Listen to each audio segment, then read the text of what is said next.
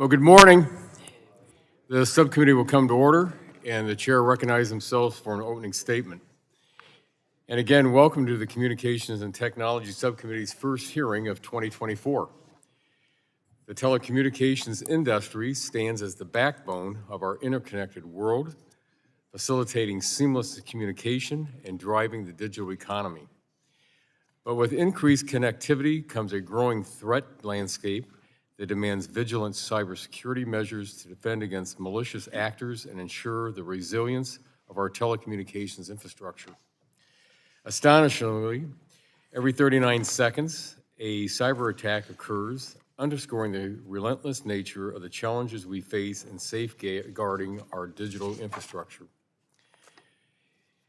Industry faces evolving cyber threats, ranging from general brute force attacks to sophisticated and targeted deception.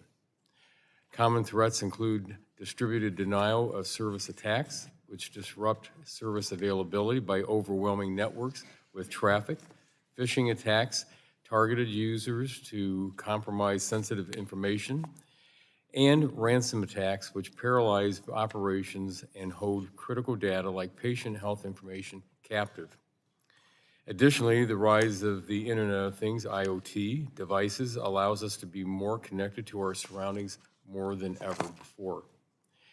From smart home appliances to wearable gadgets, IoT devices have transformed the ways we live and work. However, their proliferation creates new and complex cybersecurity challenges that need careful consideration and robust solutions. With billions of interconnected devices, each with its own set of vulnerabilities, the possibility of attacks expands exponentially. To combat these threats, the Federal Communications Commission, FCC, announced the creation of a voluntary cybersecurity labeling program for smart IoT devices with the goal of protecting American users. This program, called the U.S. Cyber Trust Mark, would place a logo on products that meet a basic level of security. The security requirements would be developed by the FCC and based heavily on the work of the National Institute of Standards and Technology, NIST. Well, I still have a few questions regarding the voluntary nature of this program, particularly in light of the FCC's recent net neutrality and digital discrimination orders. I am pleased that the Commission is taking proactive steps to protect Americans from cyber attacks. As we navigate the complex landscape of cybersecurity, collaboration between industry, stakeholders, government agencies, and cybersecurity community is paramount. Developing and sharing best practices, threat intelligence, and technological innovations will strengthen our collective defenses against evolving cyber threats. The integration of artificial intelligence, AI, has emerged as a sharp, double-edged sword in the security landscape. It acts as both a crucial tool in the defense against cyber threats and as a potential enemy, potent enemy. AI technologies, such as machine learning algorithms, play a pivotal role in augmenting cybersecurity capabilities. AI enables rapid analysis of vast data sets to identify potential threats, enhance detection, and automate response mechanisms. AI-driven threat intelligence allows for proactive identification and mitigation of emerging risks. Artificial intelligence has also been weaponized to extend offensive capabilities as threat actors increasingly leverage the technology to conduct more sophisticated and targeted attacks. Adversarial machine learning, where attackers manipulate AI algorithms, presents a new challenge that requires continuous innovation and defensive strategies. At today's hearing, we will hear from experts on border gateway protocol security. This postal service for the internet ensures that your information gets to its intended destination in as few steps as possible. While internet routing security might not be the most attractive topic for a congressional hearing, it is our job to discuss these security issues and protect the American public. Again, I want to thank our witnesses for being with us today, and I look forward to our discussion and from your testimony. And at this time, I now yield to the ranking member of the subcommittee, the gentlelady from the 7th District of California, for 5 minutes for her opening statement. Thank you very much, Mr. Chairman. I'm delighted that for our first hearing in 2024, we'll be exploring the modern cybersecurity landscape. It's timely and an important part of the subcommittee's jurisdiction. Over the last few years, major cyber events like the Colonial Pipeline and ransomware attacks on hospitals have opened American eyes to the pervasive threat posed by unsecure cyber infrastructure. For too long, this threat was treated as an afterthought or something only major financial institutions needed to worry about. Unfortunately, recent history has shown just how flawed this mindset can be. That's why I'm excited about hearings like this. It gives us an opportunity to remind the government, corporations, and consumers that cybersecurity must be foundational consideration in the digital world. And even though the threats to critical infrastructure and corporations are receiving attention, I'm worried about the equally nefarious risk less resourced organizations and consumers face. I'm especially concerned about the rise in attacks targeting America's K-12 schools. The unfortunate reality is that cyber attacks targeting schools are increasing in frequency and severity. In 2016, the annual number of publicly disclosed cyber events was around 100. By 2021, the number has grown to nearly 1,400 annually. But it's important to remember that these are only the attacks that get publicly disclosed. Evidence suggests that 10 to 20 times more K-12 cyber incidents go undisclosed every year. 2021 was also the third straight year with more than 50 publicly disclosed K-12 ransomware attacks. Again, a number that in reality we know is much, much higher. These incidents have threatened students' privacy and caused harmful classroom disruptions. Alarmingly, many schools simply do not have the resources to adequately combat this sophisticated threat. That's why I introduced a bipartisan, bicameral Enhancing K-12 Cybersecurity Act. My bill includes 3 provisions to promote access to information, better track cyber attacks nationally, and improve K-12 cybersecurity capabilities. First, it would establish a cybersecurity information exchange to disseminate information, best practices, and grant opportunities to improve cybersecurity. Second, it would create a cybersecurity incident registry to track incidents of cyber attacks on elementary and secondary schools across the country. Finally, and most importantly, it would deploy a K-12 cybersecurity technology improvement program to serve as a public-private partnership to boost K-12 cyber defenses. This bill has the support of major school groups like the National Association of Secondary School Principals and Elementary School Principals, as well as the Council of Chief State School Officers. Technology and industry groups are also on board, like the Corporation for School Networking and the Information Technology Industry Council. But there are also plenty we can do administratively to give our schools a boost in their fight against cyber criminals. Back in 2022, I wrote to the FCC urging Chairwoman Rosenworcel to consider ways to modernize its E-Ray program to ensure it keeps pace with modern advances in cybersecurity. E-Ray currently allows for basic firewalls to defend against cyber attacks. This capability falls short of what is needed to address the cyber threat landscape schools face today. Thankfully, this past July, Chairwoman Rosenworcel announced her plan to create a pilot program to invest in cybersecurity services for K-12 schools and libraries. I'm also focused on what can be done to keep American consumers safe. In July, I joined Deputy National Security Advisor Neuberger and Chairwoman Rosenworcel at the White House to announce the Cyber Trust Mark. Like Energy Star, this new mark will serve as a signal to consumers that the devices they are buying are safe. From baby monitors to smart thermostats, this will raise the bar in the Internet of Things. I'm excited to hear from our witnesses today, and with that, I yield back the balance of my time. Well, thank you very much. The gentlelady yields back, and the chair now recognizes the gentlelady from Washington, the chair of the full committee, for 5 minutes for her opening statement. Good morning, and thank you, Chairman Latta. Cyber criminals are estimated to have made nearly $8 trillion in 2023, a number that's expected to rise to $10.5 trillion by next year. For Americans who become accustomed to using the internet as an essential part of life, that means their most personal information is constantly at risk of being exploited by bad actors.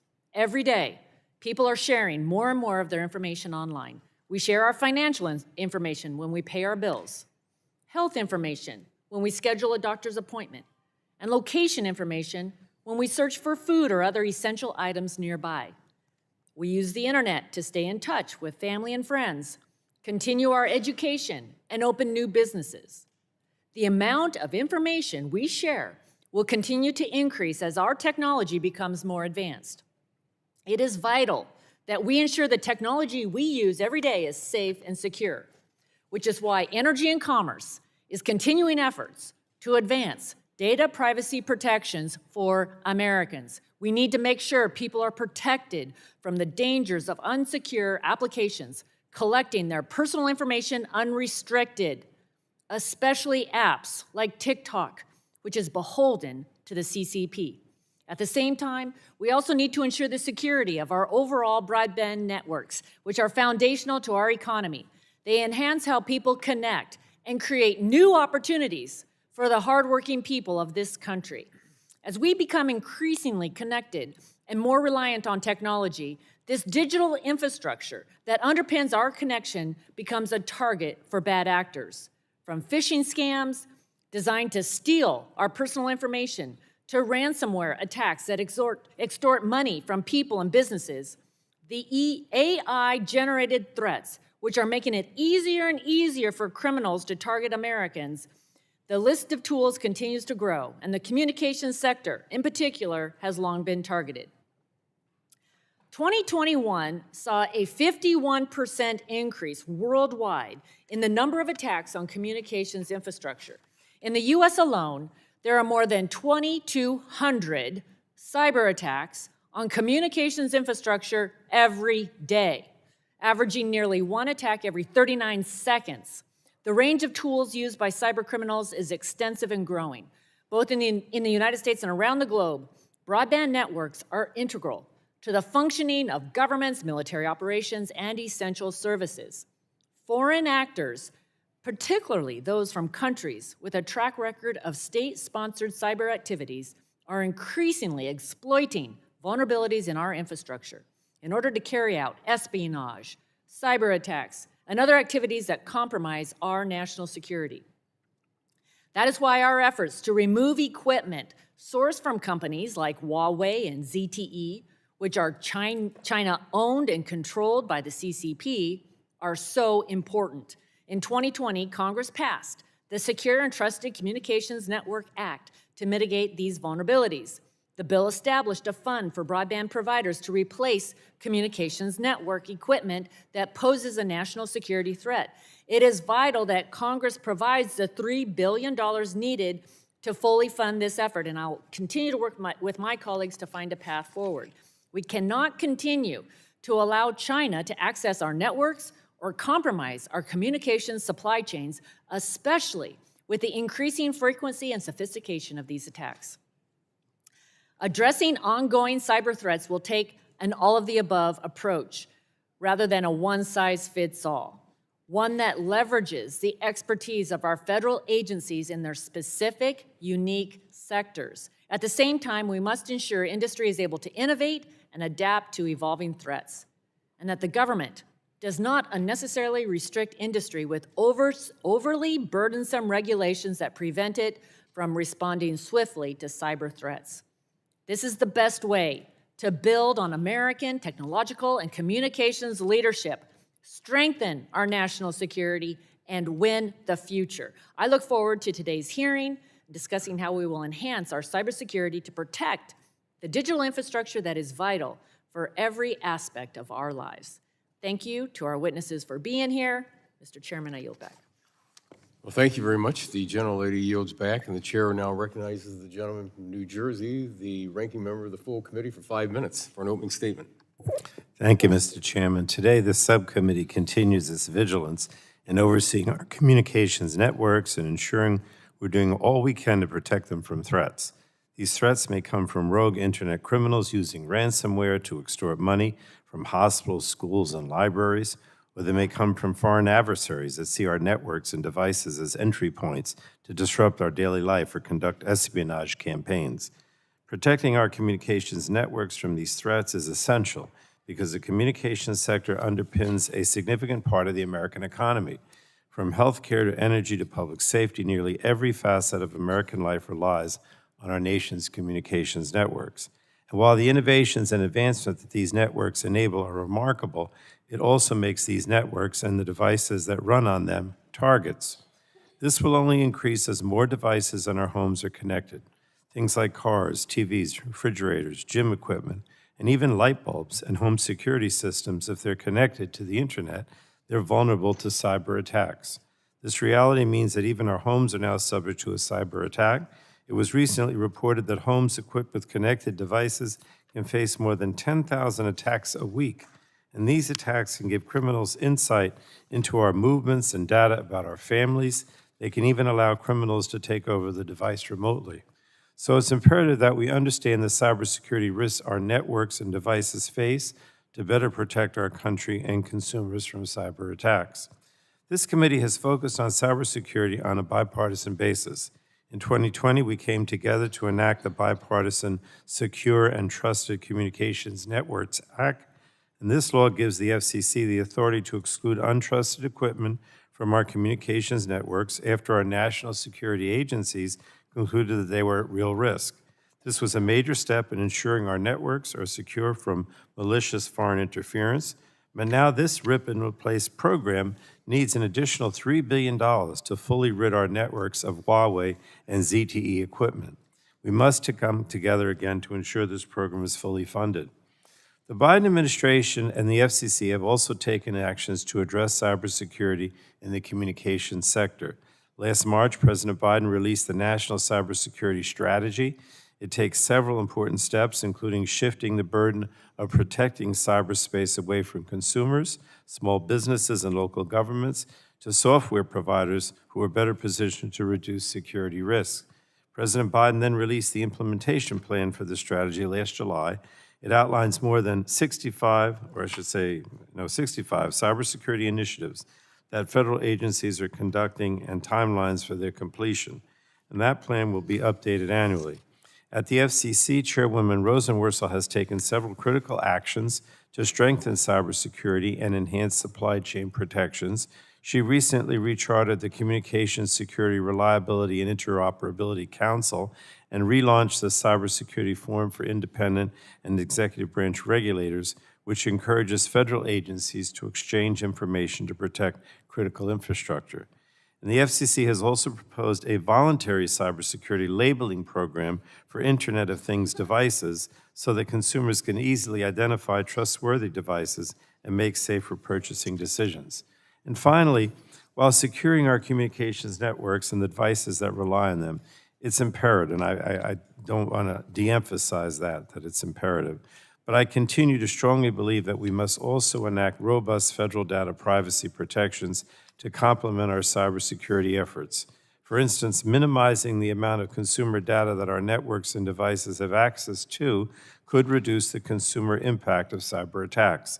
Last Congress, Chair Rodgers and I worked together to advance data privacy legislation with strong provisions focused on data minimization. With cyber attacks becoming a more common occurrence, minimizing the amount of data collected on consumers is vital, and I remain committed to work on enacting strong privacy protections. It's the only way we can limit the aggressive and abusive data collection practices of big tech and data brokers, ensure our children's sensitive information is protected online, and put consumers back in control of their data. So I look forward to hearing from our witnesses about the challenges and potential solutions for securing our communications networks and devices, as well as consumer data. And I yield back, Mr. Chairman, the balance of my time. Thank you very much. The gentleman yields back. Member opening statements are now concluded. The chair reminds all members that pursuant to the committee rules, members' opening statements will be made part of the record. Again, the chair wants to thank our witnesses for being with us today to testify before the subcommittee. and each witness will have 5 minutes to provide an opening statement, which will be followed by a round of questions from members of the committee.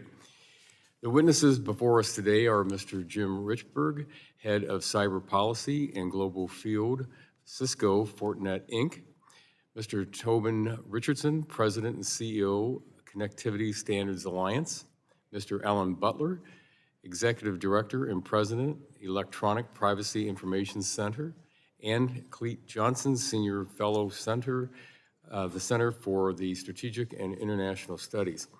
And I also want to thank our witnesses again for being with us, and I also want to make note that you'll notice that there is a timer light on the table, which will turn yellow when you have 1 minute remaining, and will turn red when your time has expired. So again, thank you very much for being with us. And Mr. Richburg, you are recognized for 5 minutes for your opening statement. Thank you. My name is Jim Richburg, and I have nearly 40 years of experience in cybersecurity, including leadership roles in the federal government, overseeing implementation of major cybersecurity programs in the Bush and Obama administrations, and serving as the National Intelligence Manager for Cyber under 2 Directors of National Intelligence. After my government service, I joined Fortinet as the Head of Cyber Policy and Global Field Chief Information Security Officer. Fortinet is a U.S. company that is one of the largest cybersecurity companies in the world. Fortinet is best known for manufacturing over half of the firewalls sold worldwide, but its portfolio extends across nearly 60 different security and networking products. Fortinet also operates a robust training program focused on closing the cyber workforce and skills gap and helping users become more digitally secure. We're proud to be part of numerous collaborative efforts with the federal government, ranging from NIST's National Cybersecurity Center of Excellence to CISA's Joint Cyber Defense Collaborative. Our broad approach to cybersecurity reflects not only Fortinet's commitment to innovation, but also a theme we believe is essential, and that is the need for partnership. The technology environment we face today is vastly different than when I retired from federal service. We have seen accelerated movement to the cloud, a shift from largely wired networks to software-defined networks, a proliferation of Internet of Things devices, and a dramatic growth in the breadth and power of AI-enabled services. Layer onto these technological changes the COVID-fueled imperative to enable remote work and off-site connectivity, and the result is that IT and communications are now laser-focused on enabling the connection of users, devices, data, and computing power, regardless of where these are located and how they are provided. Doing this securely is more than any single user, any company, or any government agency can realistically expect to meet alone. At its core, cybersecurity is a team sport. While I go into significant detail in my written testimony, I'd like to highlight for the subcommunity a few areas where effective partnership is happening now and how the U.S. government can continue to foster collaboration. First, any good coach tells his team, talk to each other out there on the field. Cybersecurity is no different, and cyber criminals talk to each other, actively partnering to bring their specific skills to a criminal enterprise. If we are to keep up, industry and government must work together, sharing cyber threat intelligence and having interoperable cybersecurity tools and sensors. Moreover, while companies like Fortinet and large government agencies have the resources and talent to produce their own threat analysis, this is simply not feasible for smaller organizations. NTIA's CSCRIP program, created by this committee for sharing risk and threat information with small telecommunications providers and equipment suppliers, is a good example of partnership to address this vital need. I urge the committee to continue to foster this kind of multidimensional and multidirectional collaboration. Second, we need to partner in supporting consumers. It is not realistic to expect consumers to successfully go it alone in understanding cybersecurity. That is why Fortinet has dramatically expanded its award-winning free training on cyber threats and on good cybersecurity practices. Educating users at every level is critical to our collective security. This means supporting the person using their home computer, as well as the small business owner buying a Wi-Fi access point and the school administrator purchasing equipment for our students. At Fortinet, we were pleased to see the FCC take action that addresses this latter point.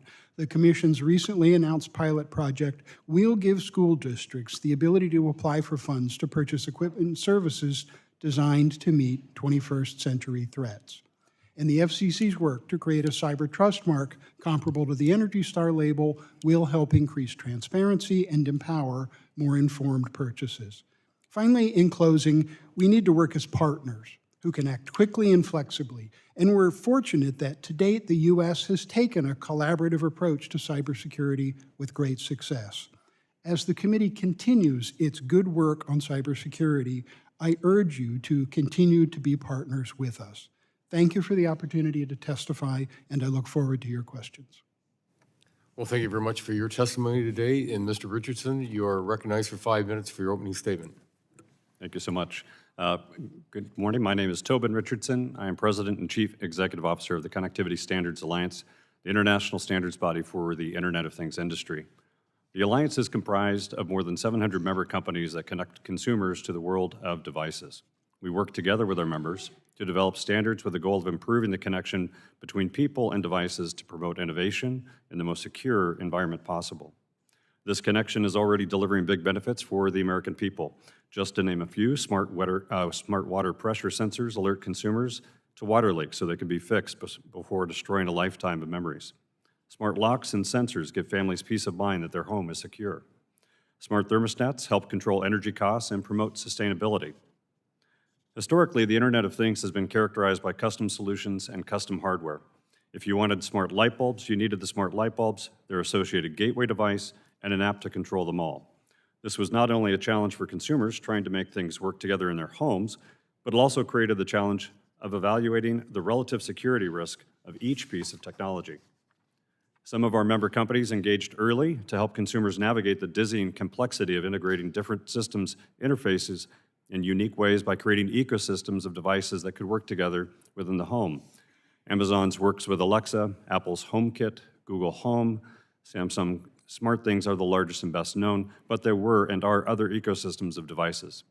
This was a significant improvement over hundreds of separate options, but as an industry, we thought we could do better. That improvement is called Matter. While still in its infancy, today our Matter standard is allowing consumers to connect smart devices from different manufacturers across the industry. Matter does this by using a common application layer or language and data model that delivers interoperability between devices, allowing them to communicate with each other across multiple network technologies. As Matter was developed by our membership, integrating data privacy and security was essential to our work. That's why the Alliance developed a set of principles to guide this global standardization work. Those principles are confidentiality and integrity, proof of identity, the use of open standards, and minimizing the data shared. These principles aim to protect consumers and their personal information in IoT systems. As our members developed Matter, we recognize that if we truly believe in providing an environment for data privacy, we must ensure that security is at the heart of the Matter standard. This is why security was core to the development of Matter. Just as we started with principles for our privacy work, the Alliance's principles on security serve as key design tenets and provide a baseline for building secure IoT devices. First, Matter devices employ a comprehensive security approach. That means securing the device from the start, protecting every message the device sends from the moment the consumer adds it to their network, and ensuring that updates to the device are secure. Second, security of Matter devices based on strong, established cryptography out of the box. Third, Matter devices need to be agile. As others on this panel have testified and will testify, cyber threats are constantly changing. Device security needs to be at least as adaptive as the threats it will face.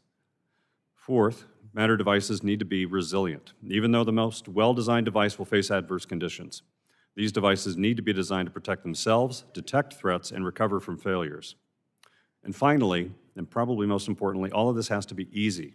Consumers should not have to be part-time or full-time engineers to get the basic use of their different devices. In addition to building consumer confidence with Matter, we support the FCC's proposed U.S. Cyber Trust Mark program. We believe this program will be most effective if it remains voluntary and focused on IoT devices.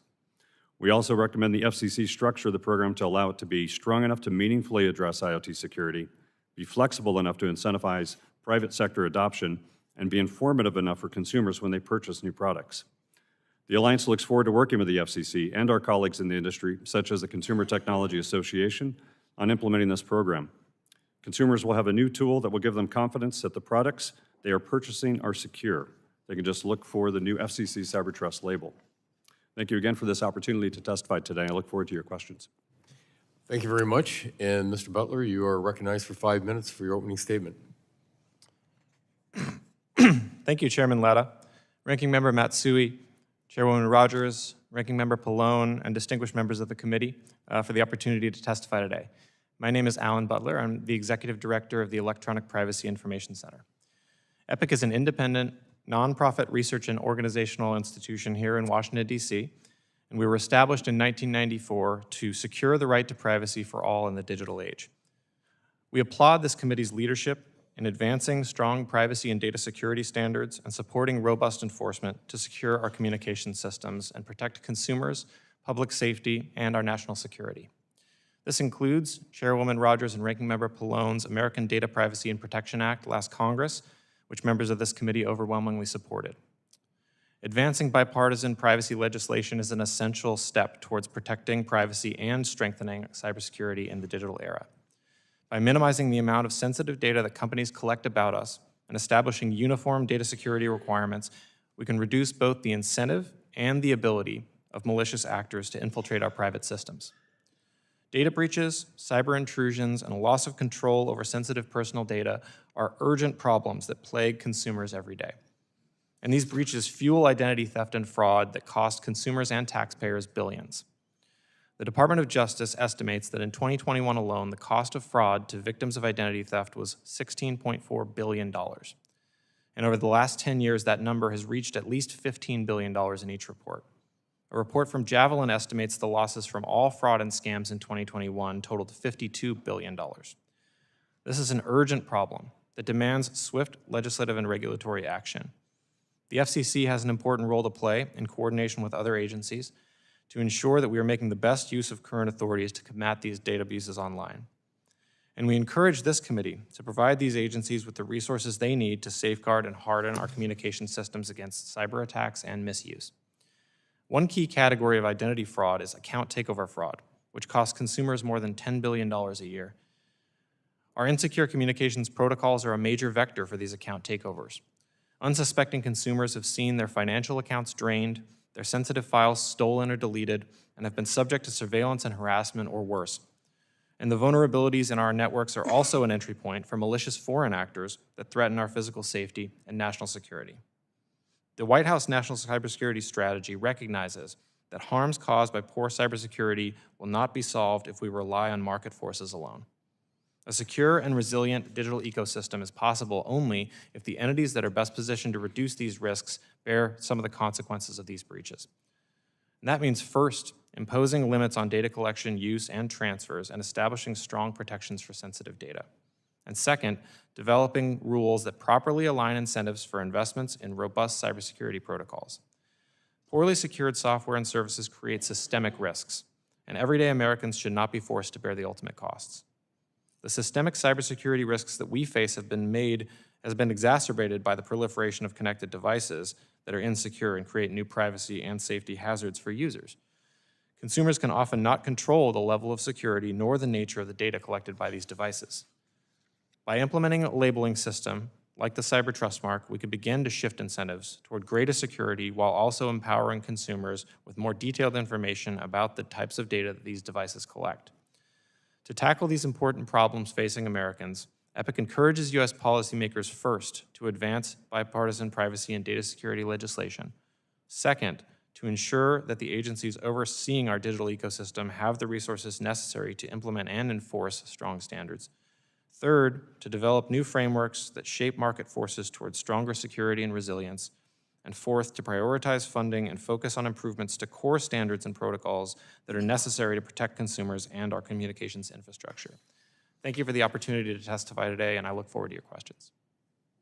And thank you, Mr. Butler, for your testimony. And Mr. Johnson, you are recognized for 5 minutes for your opening statement. Thank you so much, Mr. Chairman, Ranking Member Matsui, Mr. Pallone. Members, thank you for your focus on cybersecurity. Your bipartisan approach to these issues is a welcome continuation of decades of cybersecurity policy across multiple Congresses and administrations. And this leadership has never been more urgent as our most dangerous adversaries are growing more violent and destructive in both the physical world and in cyberspace. Russia's invasion of Ukraine and Hamas's atrocities have illuminated a nascent military alliance among China, Russia, Iran, and North Korea. Beyond physical aggression, their offensive cyber capabilities are extremely sophisticated. So the stakes could not be higher for us and our free market democratic allies, as the battlefields of today are in cyberspace as much as in the physical world. In the 5G era of ubiquitous connectivity, the physical world will converge with cyberspace in ways we've never even imagined. This means great advances, but it also means that bad actors can attack from anywhere in the world. The threats are clear and present, but American and allied cybersecurity capabilities are stronger and faster than our adversaries. And if we do this right, this can be a success story that's uniquely American. So I urge the committee to orient its activities around following core principles. Number one, implement dynamic, flexible cybersecurity practices that innovate even faster than the cyber threats. Number two, harness powerful market drivers for security, reliability, and resiliency that align directly with government interests. And number three, build accountable partnerships based on deep, ongoing collaboration between government and industry. The roots of this approach actually go back to the nuclear era, when the Cuban Missile Crisis prompted the government and industry to partner together to secure telecommunications in the event of a nuclear attack. This partnership from the early 1960s is the foundation of all present-day critical infrastructure cybersecurity activities. For example, the Communications Information Sharing and Analysis Center is physically co-located with the U.S. government at CISA. Decades before DHS even existed, network operators began working literally side by side with the government through hurricanes, wildfires, cyber attacks, routine day-to-day challenges to maintain communications through all hazards. This is just one example of the highly capable partnership between government and the communications sector, which is so deeply ingrained in our network defense that it goes unnoticed. A good example is March 2020. We all remember COVID shifted our society to remote school and work overnight, but video conference services like Zoom were not ready for hundreds of millions of people at once. ISPs met the unprecedented demands and worked furiously behind the scenes with the government to secure America's networks during this massive shift. This dynamic, proactive, collaborative accountability for security prompts an ever-improving race to the top instead of traditional prescriptive checklist compliance, which leads to complacency at the lowest common denominator. I want to highlight 4 areas where the committee can advance these principles. First has been discussed, IoT and the Cyber Trust Mark. I think this new program is going to leverage extraordinarily powerful global market drivers throughout product development and operation. It's based on NIST processes that are very rigorous with engineers and cyber experts. It will grant significant legal protection and security credibility to those earning the mark. And I urge the committee to press to maximize the speed and market power of this new program by establishing the mark as an opt-in program and vigorously promote adoption so it can move at the speed of the market. Second, internet routing security. The stakeholders in the internet routing system are extremely diverse, complex, and even global, many well outside the FCC or U.S. government jurisdiction.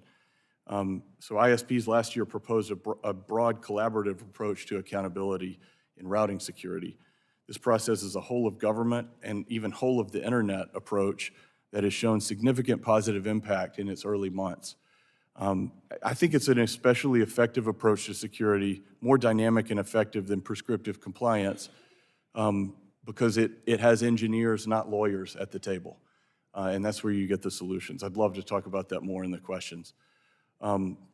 Third, the cybersecurity framework. There's been some visionary leadership in taking proactive approaches to implementing the framework. There's a lot of areas that we can talk about on that, but I just want to highlight the cybersecurity framework is one of those American success stories. And finally, fourth, supply chain.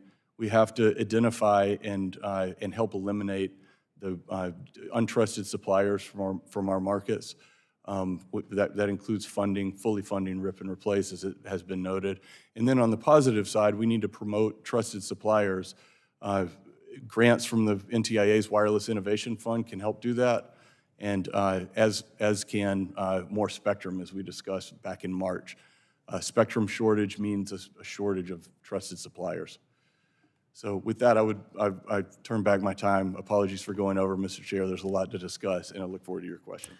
Well, thank you very much, and this concludes our witness opening statements, and we will now begin our members' questioning, and I will recognize myself for 5 minutes. Removing untrusted equipment from our networks, like that produced by Huawei and ZTE, continues to be a priority for this committee. We are still working on ways to fully fund the Rip and Replace program, and it needs to be done soon. Mr. Johnson, as we search for a solution, what is the threat posed by the continued presence of this equipment in our networks, and what other CCP threats face our networks?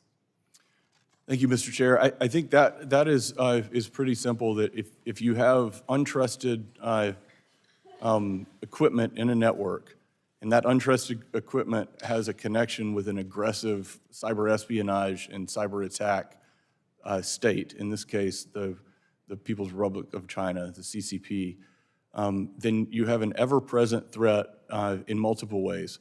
The first is espionage and data exfiltration. The intelligence services can see what's on the network, and whether they exfiltrate it or just surveil it, that's clearly a threat. The second is disruption and destruction. If you run a network, you can disrupt it or even shut it down. So that has obvious national security implications, but it also has a more subtle and in some ways more dangerous threat of coercion.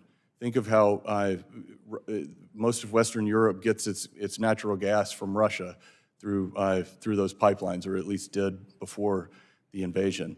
In the same way that Russia can coerce Western Europe through its supply of gas, China could coerce the United States through the operation of its telecom networks. So I think it's a very severe threat as long as that equipment is in our networks. Well, thank you. Thank you very much. Mr. Richardson, last year the FCC released a notice of proposed rulemaking seeking to create a cybersecurity labeling program for IoT devices. The U.S. Cyber Trust Mark label is being paralleled to the Department of Energy's Energy Star program. Is it more difficult to create a labeling program for IoT cybersecurity than for energy efficiency, and why or why not? All right, there we go. It is difficult to communicate with consumers in a way that's simple and straightforward. I think that the focus on the Energy Star program is a good one because consumers understand the value delivered by virtue of what they get by buying an Energy Star device or appliance. So the notion of using that as a model, I think, is a smart one because it acknowledges the importance of keeping things simple. Then your question about, is it easy to convey trust and security to consumers is a tough one. And it's one that we think is important, and I think the Cyber Trust program is taking the right approach to that today. Well, thank you. Mr. Richburg, it's my understanding that the Border Gateway Protocol, the BGP, is the foundation routing procedure for the internet. Is this understanding correct, and was the PGP built with security in mind? Thank you. No, the BGP protocol was not built with security in mind. The good metaphor is it's like a post office.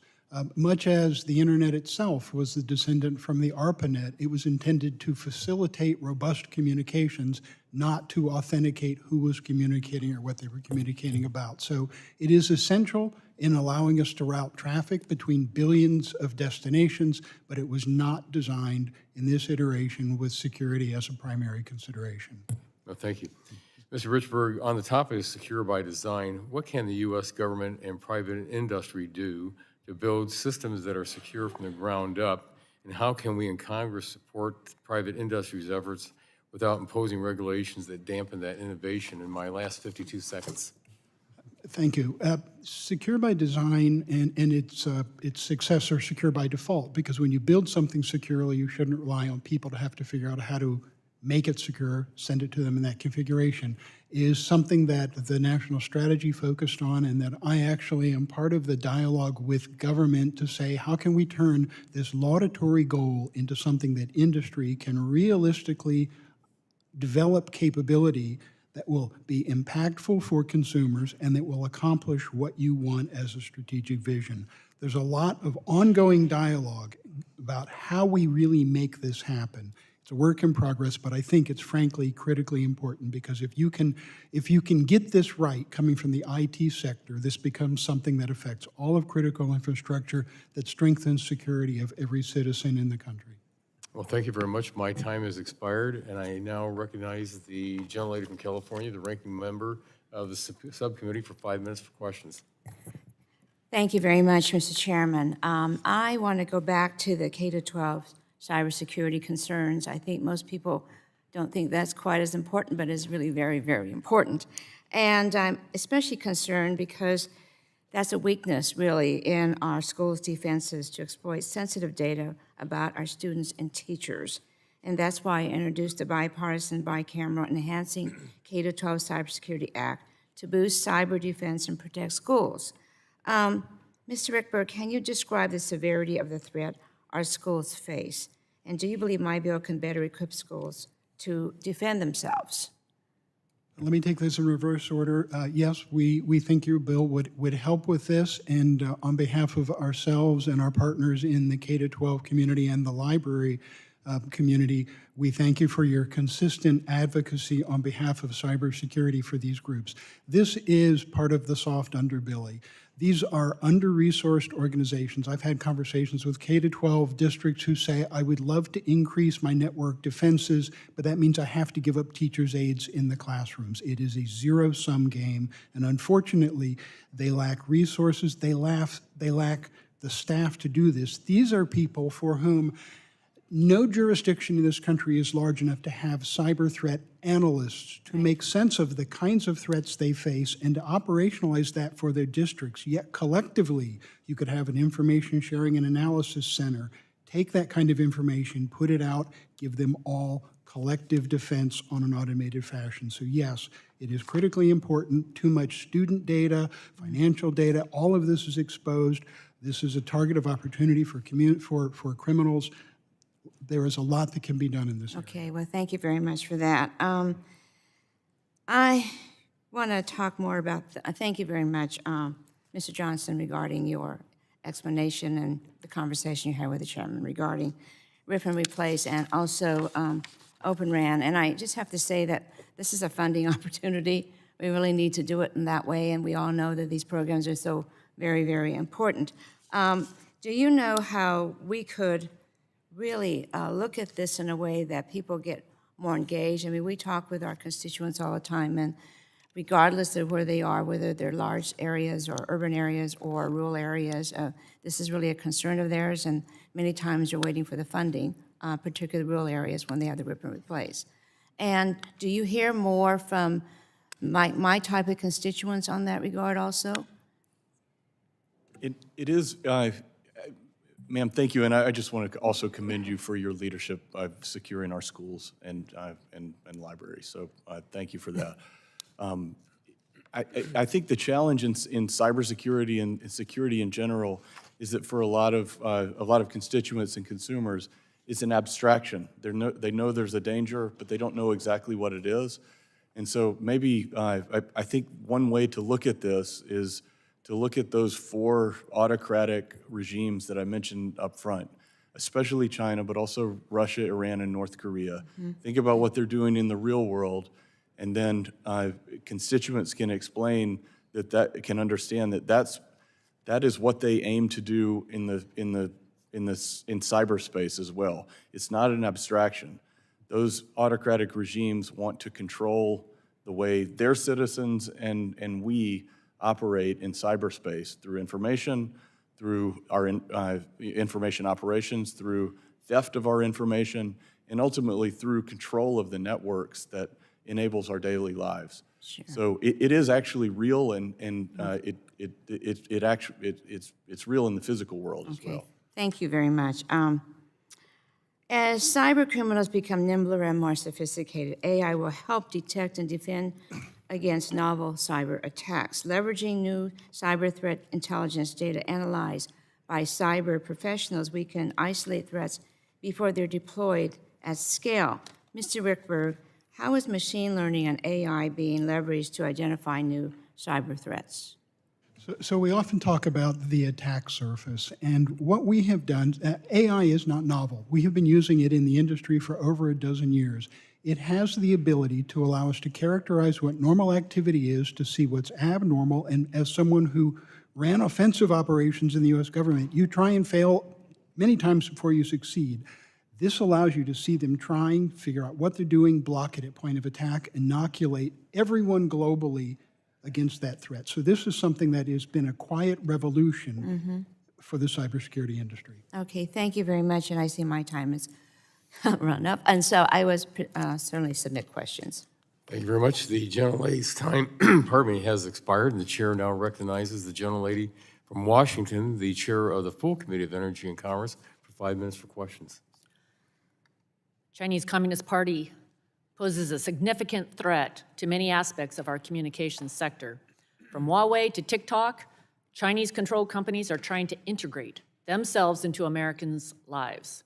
We've taken steps to eliminate Huawei's threat to our networks, and now we must take action to ban TikTok to protect Americans' national security. Mr. Johnson, do you believe TikTok is a national security threat and should be banned in the United States? Why or why not? Yes, ma'am. Thank you. That's a very important question. I do think it's an extremely significant national security threat on multiple levels, and I won't take up your 5 minutes going through those, but on multiple different levels, it's a national security threat, particularly as it presently exists, where we don't know and can't know what the algorithms do, what the capabilities on devices are, and what ultimately how the CCP might be able to use what is effectively a massive data set of over 100 million Americans' activities. So yes, it's an extremely severe threat, I think, and I think the U.S. government has a core interest in national security and consumer privacy to fundamentally change the way TikTok operates. I'll leave it to you all to determine whether that constitutes a categorical ban, but banning the way it exists right now and the way it operates and changing it fundamentally so that the algorithm and the algorithms are at least, we're at least cognizant of what it can do is I think a national security imperative. Thank you. Mr. Richburg, in your testimony, you discussed the changes in threat and malicious activity in the digital environment. Are there specific emerging threats or attack vectors that you believe pose a cybersecurity threat to the communications industry in the near future? So thank you for the question. And I look at the things that we are putting together, for instance, the growing use of space by telecommunications, capabilities like 5G in a box. All of these are empowering, but when you put these complex systems together, I think they're introducing new vulnerabilities that we will probably find are exploitable and that will mean that we're going to have to play catch up on those. So as with any new innovation, it brings you opportunity and it brings you challenge. So I would say the fact that we're coming to things like 5G in a box, greater portability, private networks for that, and space. Space is the emerging frontier for all of this. Thank you. Mr. Richardson, what are the key challenges in ensuring the security of IoT devices, considering the diverse range of devices and their interconnected nature? Will the FCC's U.S. Cyber Trust Mark contribute to ensuring cybersecurity in IoT devices? Thank you very much for the question. It will go a long way, but it will take, as Mr. Richburg pointed out, a team sport. It will take everybody at the table understanding the complexity of the challenges that we face, but also making sure that we're doing our individual roles well. As you do on the policy side, we will work to make sure that the global standards are done in a way that are transparent so we all know what's going into them. are done in a way that has as many actors at the table so that we have the best and brightest involved in developing those standards themselves. So it is a complex question. It's going to take all of us to do it. Well, thank you. As a follow-up, what steps must the FCC take to ensure the Trustmark remains a voluntary program and does not become mandatory, as regulatory agencies are prone to do? I think they're on the right track to making sure that industry is engaged throughout the process. In addition to that, I think some of the other areas that would be important are to reference other work done around the world. As a global organization that we are, we work with different governments, of course, hundreds of companies. That includes Singapore, it includes the European Union, as well as the UK. And so I think as the FCC looks at this, helping ensure that there's predictability for manufacturers, that if they use the U.S. Cyber Trustmark here in the U.S., that they can use a similar approach in other jurisdictions, and that has a lot of benefits for everybody involved. Would you speak to the consequences of mandating the Cyber Trustmark? I'm sorry, band-aiding? Mandating. Oh, mandating. The consequences of going that far in mandating, I think, are concerning perhaps at first, right? Because you want to make sure that there's an opportunity for companies to want to engage on this. And it has the effect of really dragging out the process. And I think that's an important part. Okay, thank you, everyone, for being here. Appreciate your testimony. I yield back, Mr. Chair. Thank you. The gentlelady yields back, and the chair now recognizes the gentleman from New Jersey, the ranking member of the full committee, for 5 minutes for questions. Thank you, Mr. Chairman. Last Congress, Chair Rodgers and I advanced the strong bipartisan American Data Privacy and Protection Act, and this bill put consumers back in control of their data, stopped aggressive and abusive data collection by big tech, and required data minimization to ensure companies collect only the data they need to serve their customers. So let me start with Mr. Butler. Do you agree that the rise in cybersecurity attacks amplifies the need for Congress to adopt comprehensive federal data privacy legislation that implements clear rules around data minimization, and if so, why? Thank you for the question, Ranking Member Pallone. Yes, absolutely. The rise of cyber attacks and threats to consumers is a huge reason why we need strong privacy and data protection standards in the United States. Sensitive personal data really, the amassing of sensitive personal data puts a huge target for malicious actors to infiltrate systems and to seize our information and to leverage that towards identity theft. And when companies are required to minimize the data that they collect and to delete the data they don't need, everyone is more secure. I also think the process of understanding what data companies collect and really mapping out where that data is helps enhance their cybersecurity posture as well. Well, thanks. And I mentioned earlier, under the Secure and Trusted Communications Network Act, the FCC relies on national security agencies to determine that equipment or services pose a national security threat. So let me go to Mr. Johnson. Given the need for diligence in updating the list of equipment and services that are deemed to be a threat to our nation, do you agree that national security agencies should work consistently with the FCC to keep the list up to date to reflect current threats? And maybe then I'll ask Mr. Richburg the same question, but we'll start with Mr. Johnson. Yes, sir, Congressman. I think that's absolutely important. We need to essentially stay ahead of the threat. Huawei and ZTE are sort of the easy ones, and as evidenced by what we're still dealing with rip and replace, it's important that the national security agencies engage up front, and to the extent that is possible, transparently in a clear process that industry can predict and adapt to, so that we're not in a rip and replace situation anymore. But we need to stay ahead of the threat, identify and remove these untrusted vendors from the market in a way that the market can navigate. Thank you. Do you want to add anything, Mr. Richburg? Yes, sir. As someone who was part of many of the binding operational directives in government from a national security perspective, this is something that the national security folks look at on an ongoing basis. This was not one and done. This is something that should be ongoing, and we appreciate the fact that the government now has a process, thanks to the work of this committee, to do this. You focused on the macro level, the carrier level. The reality is we're talking about secure by design, secure by default. The U.S. and 15 allied nations, big parts of industry, are all moving in the same direction, and yet the same places where this other technology is emanating are in the consumer marketplace. You're securing the carrier. Do you want everyone's home to potentially have routers and devices that are not developed with security and potentially have the kind of vulnerabilities that Mr. Johnson alluded to in there. I would suggest that you might want to extend this determination, this input from the national security community to other parts of the infrastructure so that we don't find ourselves in a rip and replace situation involving millions of people's homes. Well, thank you. Now, all of you mentioned in your testimony the development of the cyber trust mark that is being led by the FCC. While I think we should do all we can to encourage companies to invest in security from the outset, it's also important that consumers have all the info and tools they need to protect themselves. And the trust mark seems to be one way of helping consumers who are increasingly purchasing connected devices. So let me go back to Mr. Butler.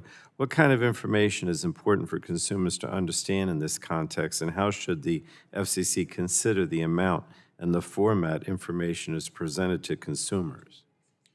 I think thank you for the question, Ranking Member Pallone. I think as several members and other folks testifying here have mentioned, it's a lot of information to consumers to digest. You know, we've recommended that when adopting a labeling system, that we implement a system that has multiple layers, so that in the mark itself, in the sort of physical labeling of items, there's only a certain amount of information that can be conveyed there, but that there can be web resources or secondary levels of information that provide more detail, in particular about what data the devices collect or have access to and what sensors. I think consumers really need to know what these devices are doing and what types of data or potential threats devices might pose to them or their families.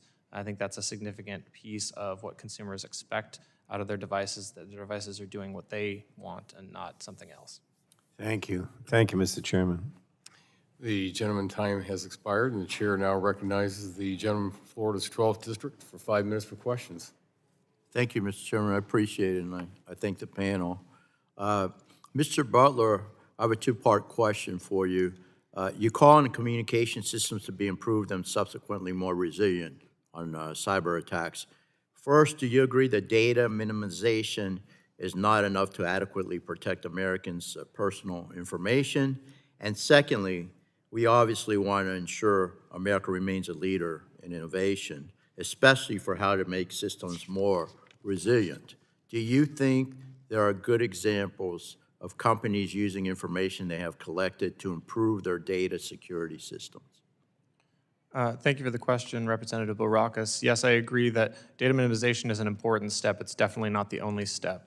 Strong data security, both requirements and, as others have discussed, the evolving evaluation and response to the threats as they evolve are essential as well. And some of that, as you point out, requires an analysis of data, what's happening in the marketplace. I think that, as an example, the data minimization provisions in the ADPPA that I was discussing, do account for the need to process data for security purposes and research purposes to that end. And I think that there are certainly, as others have mentioned, situations where machine learning, other evaluation techniques are used to look at the nature of the threats coming in and determine the appropriate response. Thank you. Over the holidays, a nightmarish situation unfolded for one of my staffers, and I want you to hear, because this is very relevant. For hours, my staffer's Internet of Things connected doorbell rang at random intervals, over and over and over again, without someone physically pushing the button.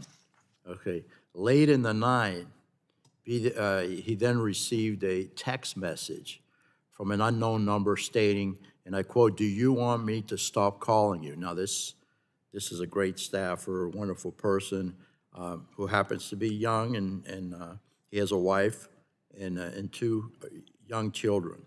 So you could imagine the scenario. Evidently, his doorbell was hacked into. The number was blocked, and while the motive remains unclear, my staffer immediately disabled the doorbell, reset numerous passwords, talked to 2 police departments, and ultimately filed a police report on the incident. So, Mr. Richardson, is this type of event something that could be prevented, or at least incident numbers reduced, based on the matter principles you described in your testimony and the Cyber Trust Mark program you advocate? Thank you so much for the question, and I think your staff member's experience is not unique, unfortunately. Everybody at this table, I'm sure, has been the victim of some form of cybercrime, and it is touching everything that is digital. The work that the Matter Standard seeks to unify and bring in engineers and security experts from around the world to definitely bring those incidents down. The Cyber Trust Mark, through its practices and encouraging and really getting companies to adhere to principles of better security for their devices, from not sending devices with preset passwords to taking on business practices within their own companies to ensure that those devices are secure and resilient, will reduce those incidents, I'm confident. All right, thank you. For the last 2 decades or more, we've encouraged businesses and individuals alike to take cybersecurity training that warns of the dangers of different types of scams and how to identify them. All House staff, including members of Congress, have to take this type of training on a regular basis. While the scams are getting more complicated every year, it seems that the ways to identify scams have remained relatively stagnant. So, Mr. Richburg, do you think that typical cybersecurity training that is encouraged by business and government alike is outdated and provides diminished returns? And if so, how do we ensure that warnings to customers keep pace with illegal tactics by bad actors? Again, for Mr. Richburg. So I believe that as AI in particular, it makes spear phishing, makes those kind of attacks harder to detect. The value of user training will diminish, but that doesn't obviate it. You need to continue to do that. And that's where zero trust and resilience mean we recognize you will not have perfection in defending your device, but we can find ways of minimizing the consequences of a successful attack. All right, thank you very much, and thanks for holding the hearing, Mr. Chairman. Appreciate it. I yield back. Thank you very much. The gentleman's time has expired, and the chair now recognizes the gentlelady from New York's 9th District for 5 minutes for questions. Thank you very much, Mr. Chairman and Ranking Member Matsui, for holding this hearing. And thank you to our esteemed panel of witnesses for joining us today. Good morning. Our communications sector is a critical facet of our economy, and the 21st century has seen the industry grow and evolve into complex, interconnected web of systems, fueling a range of related industries. As such, our nation's communication networks are under a constant state of threat from malignant actors in the cyberspace and policymakers. And as policymakers, we must stand ready to fend off attacks and protect the American people. Building off the success of the legislation I was able to pass last Congress to streamline the reporting of certain cyber incidents, the Biden administration released its ambitious national cybersecurity strategy in March of 2023. I believe this national cyber plan can offer well-suited support for harmonized regulation of critical industries, including the communications industry, and I applaud the administration's commitment to defending critical infrastructure, disrupting and dismantling threat actors, fostering security and resilience, and investing in a more safe and secure future. But due to a number of high-profile cyber attacks over the last few years, much of my work around cyber has been focused on supporting state and local government cyber capabilities and defending critical infrastructure and streamlining reporting requirements. So I'm appreciative of the opportunity to view cyber issues through a communication-specific lens here today. The growing prevalence of the Internet of Things, or IoT devices, has powered the transition towards smart homes and smart cities, but also significantly expands the attack surface for hackers looking to gain access to networks. And with the increase of potential vulnerabilities for hackers to exploit, it is more important than ever for private companies and government entities to share threat information with relevant parties as soon as possible. Mr. Johnson, in your testimony, you urged lawmakers to implement dynamic cyber practices that can adapt at pace with cyber threats. Can you speak to how the reporting of cyber incidents and regulatory harmonization can help us keep up with the range of cyber threats we face today? Absolutely. Thank you, ma'am. And I think you're referring to the CIRCIA, the so-called CIRCIA Act, the Cyber Incident Reporting for Critical Infrastructure Act, great acronym. CISA will be putting out those rules in March, I think is the statutory deadline. The goal and my own hope is that the streamlining and advancing reporting will create a positive feedback loop of information awareness and then response. So that's a tall order. It's a very, very significant foundational development in our legal and operational approach to cybersecurity. My hope is that we can further advance this whole of government approach where information that's coming into CISA goes appropriately to all to other sectors, other agencies, and collectively we create a positive feedback loop of incident awareness and incident response and best practices. So that's the hope. It's going to take a while, but that's a pretty foundational statute. Well, thank you. And since the launch of a number of new generative AI tools over the last year, artificial intelligence has become one of the most discussed issues on the Hill. And while much of the conversation on AI these days is focused on specific harms and benefits to customers, cybersecurity is too often minimized in these conversations. That being said, Mr. Richburg, I'd like to give you an opportunity to expound a bit on your opening statement. What do you see as the most relevant cyber threats presented by AI? And conversely, how can cybersecurity professionals leverage AI tools to fend off cyber attacks? So when I look at the power of generative AI for attackers, it lowers the barrier to entry. You don't need to be a programmer anymore. You can generate executable code simply by launching a query, and it makes, for instance, spear phishing something easier to do. So it helps the attacker. But conversely, the people in security operations centers are overwhelmed by data. There's not enough of them. This becomes a tool that they can use. You can literally take an incident, drop it in, and say, categorize this, tell me what to do about it for my organization. So I look at AI and ML and say, what makes them work? Data, more specifically, big data. As in a general proposition, who is more likely to have information about a network? The people who set it up and are defending it, or someone breaking into it as a black box? The net advantage for AI and ML is with the cyber defender. Very well. Thank you very much, Mr. Chairman. I yield back. Thank you very much. The gentlelady's time has expired. The chair now recognizes the gentleman from Michigan's 5th District. Hate to say that the Wolverines won, but you're recognized blue. in 5 minutes. Go blue. Champions. Yeah. Thank you, Mr. Chairman, and thanks to the panel for being here. Mr. Richburg, you referenced the FCC's pilot program focused on supporting cybersecurity for schools in your written testimony. My district has experienced multiple cyber attacks in schools, including a ransomware attack that closed schools for multiple days in Hillsdale and Jackson counties.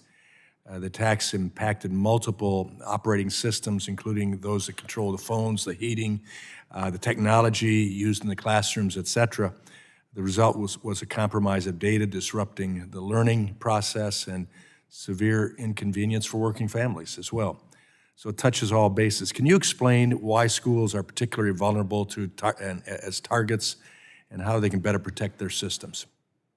So schools are very open environments. They have in some cases millions for some of the very largest of devices on their networks.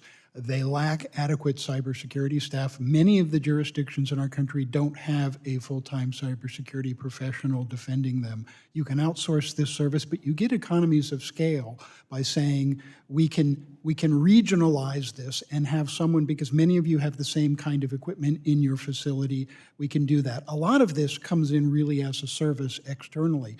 It should not be incumbent on organizations to have to put cyber threat intelligence in their devices. The manufacturers are pushing this out. So the government can help by making these funds available.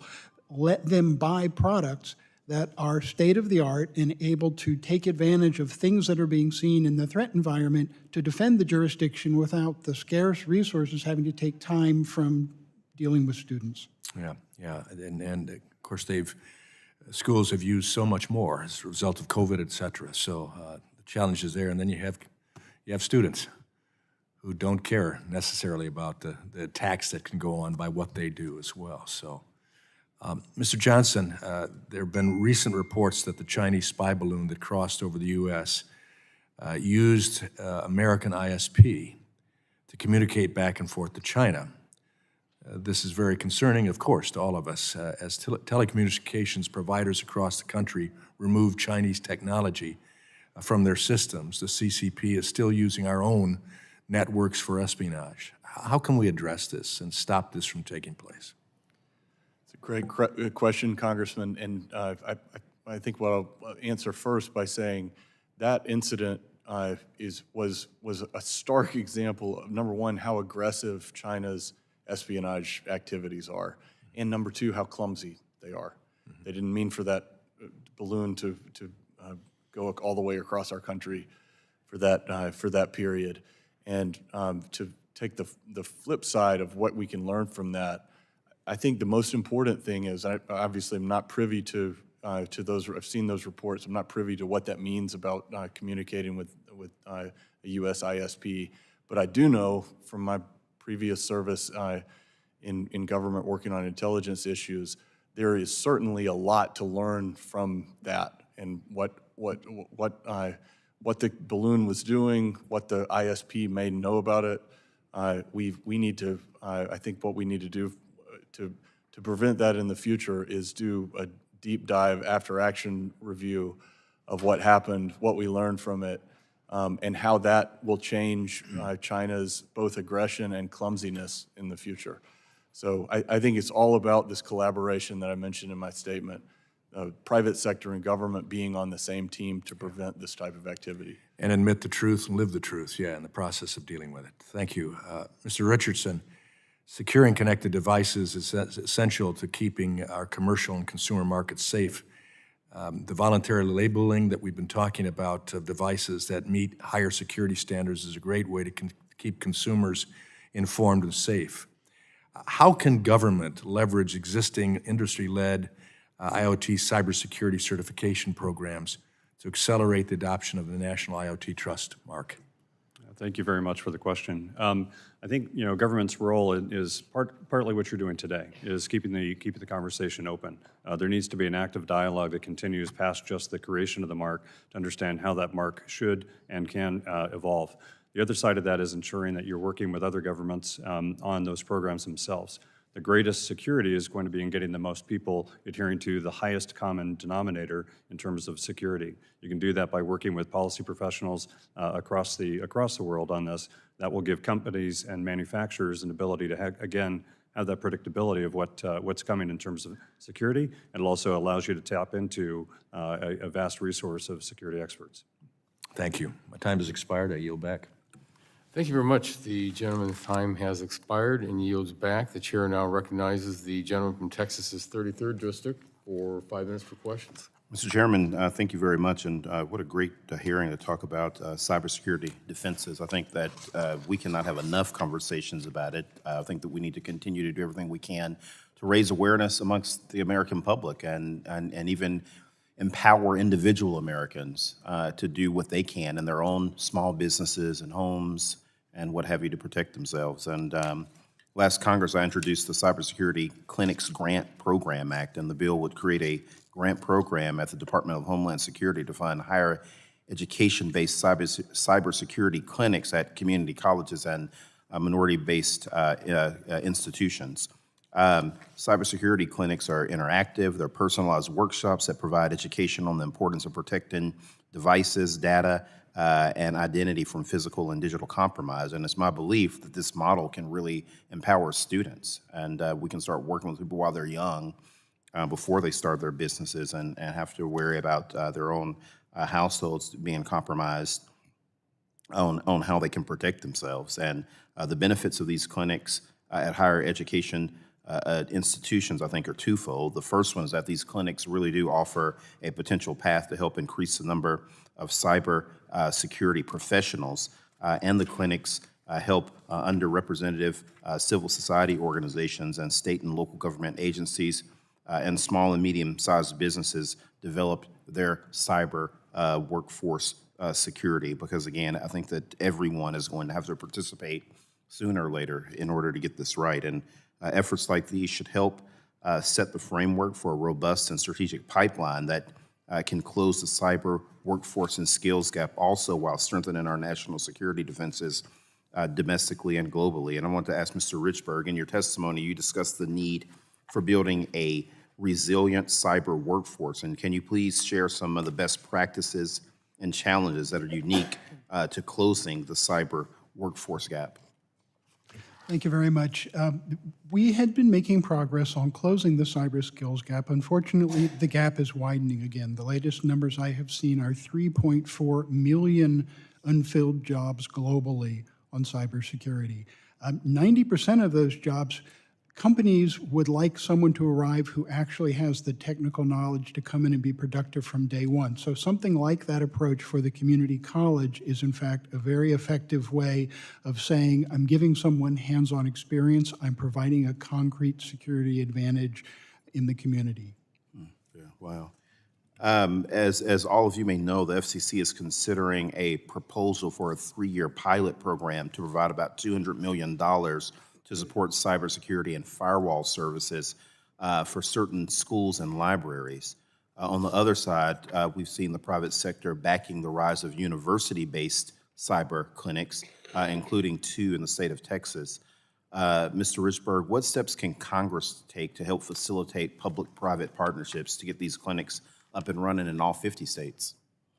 So this is an opportunity to say, when companies have got technology, let's make sure that students get hands-on experience with this, because, and this ties into, I know you have a lot of veterans in Texas. This is another constituency where my experience is what differentiates an organization that has a meh average level of response from one that is actually good is it's not just technical talent. In their security operations center, do they have teamwork? Do people actually know how to come together to get the job done on a mission? Veterans are a good source for that. So I think we can do a better job collectively at taking these groups who have skills, these groups who need jobs, and putting them in positions to get hands-on training and practice, and then put them in companies where they can make a difference. Yeah, no, thank you. I know that the FCC has talked about the similarities between the Cyber Trust Mark program and the Federal Energy Star labeling program. And I know that we're always trying to reach constituents too that speak language other than English at their home, so we can also protect that particular population from being compromised. And I wanted to ask Mr. Butler, what are the benefits of building on the FCC's multilingual approach to educate consumers about privacy and data security? Thank you for the question, Representative Veazey. I think that with all these programs, we have to meet people where they are and speak literally their language, and I think that's a really critical approach, because ultimately these systems are only as good as the information that they can convey to the consumers that need to know, again, whether their devices are secure, what types of data the devices are collecting. I think that's an important initiative. Thank you. The gentleman's time has expired, and the chair now recognizes the gentleman from Georgia, the vice chair of the subcommittee, for 5 minutes for questions. Thank you, Mr. Chairman. I'm over here, guys, in timeout, so thank y'all for being here, and thank you, Mr. Chairman, for this hearing. Cyber attacks, as we all know, can happen in an instant and the blink of an eye, and they can happen to anyone, even our own Security and Exchange Commission. And as we've heard here today, our adversaries are getting better and better at this, so we've got to get better and better at how to combat it. Mr. Johnson, it's good to see you again. Go Dogs. I don't know about all this Go Dogs. blue stuff, but anyway, go Dogs. Mr. Johnson, help me out here. This China, everything's made in China now, so including a lot of the wireless networking equipment, but China's got a national intelligence law. Very quickly, briefly, what is that? It effectively requires any China-based company to comply with whatever, to provide information or comply in various ways with whatever the Chinese Communist Party government wants. So we're buying all this Chinese wireless equipment and everything, and they've got this law in effect. Should we be concerned?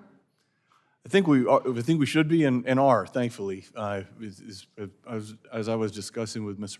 Pallone earlier, updating, for one, the covered list to get beyond the low-hanging fruit of Huawei and ZTE and the other companies that are on the list, to have a discerning approach to where in the market we know or suspect there are particularized threats, where they could be. As you noted, anything that's connected could be a threat, regardless of where it's made. But where do we think there is a particularized threat that we can address, and then we need to orient our policy around that. And, well, if you got a national intelligence law, I would suspect that that's an indication that we ought to be concerned. Mr. Richardson, you want to comment on this at all?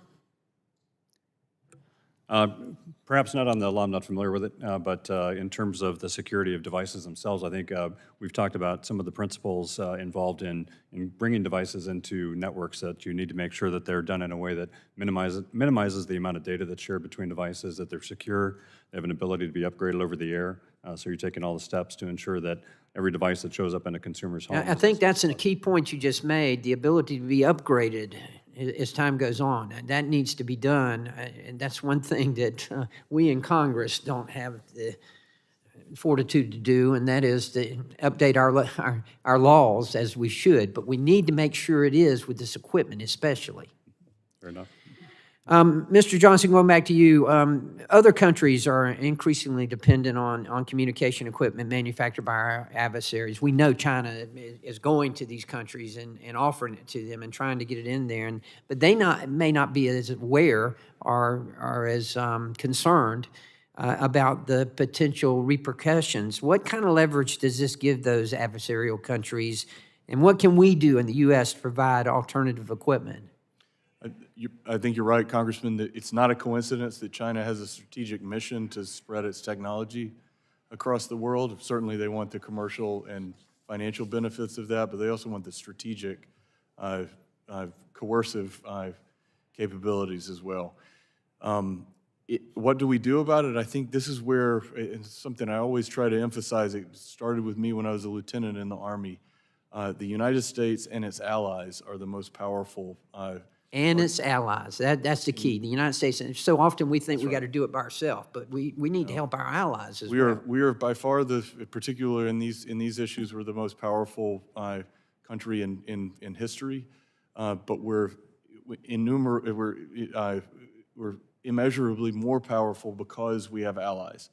And I've seen that in NATO operations, and you think about the powerful allies we have throughout the world. Collectively, our partners and allies in the United States make up the vast majority of the U.S. of the global market. Right. So if we can continually look at things through a U.S. and allies perspective, we'll go a long way to securing the entire world. Okay. Mr. Richburg, real quickly, let me ask you this. AI, artificial intelligence, and we know that it can be used by hackers to conduct attacks, but it also can be used to combat attacks as well. What are the ways that Fortinet and other cybersecurity companies are utilizing AI to prevent and to remediate cyber attacks? So we are using it to detect malicious activity in real time. We can learn, because of the telemetry, not the contents, but information about what's happening that's anomalous in customers' networks. You know what's normal, you know what's abnormal, and then you can put signatures in place to block that. And we can also use this generative AI to help the understaffed organizations that actually are running security operations. There's a lot of chatter about AI up here at the Capitol these days, as there should be. But we need to keep in mind, we don't need to fear it. We can also utilize it. So thank you very much. Thank all of y'all for being here. Thank you very much. Gentleman, time has expired, and the chair now recognizes the gentleman from Florida's 9th District for 5 minutes for questions. Thank you, Chairman. When we're talking about cell phones or internet, telecommunications is fundamental. Telemedicine, online education, business transactions, the cloud, all flow through our telecommunications system. So the evidence is clear. Telecom is critical infrastructure.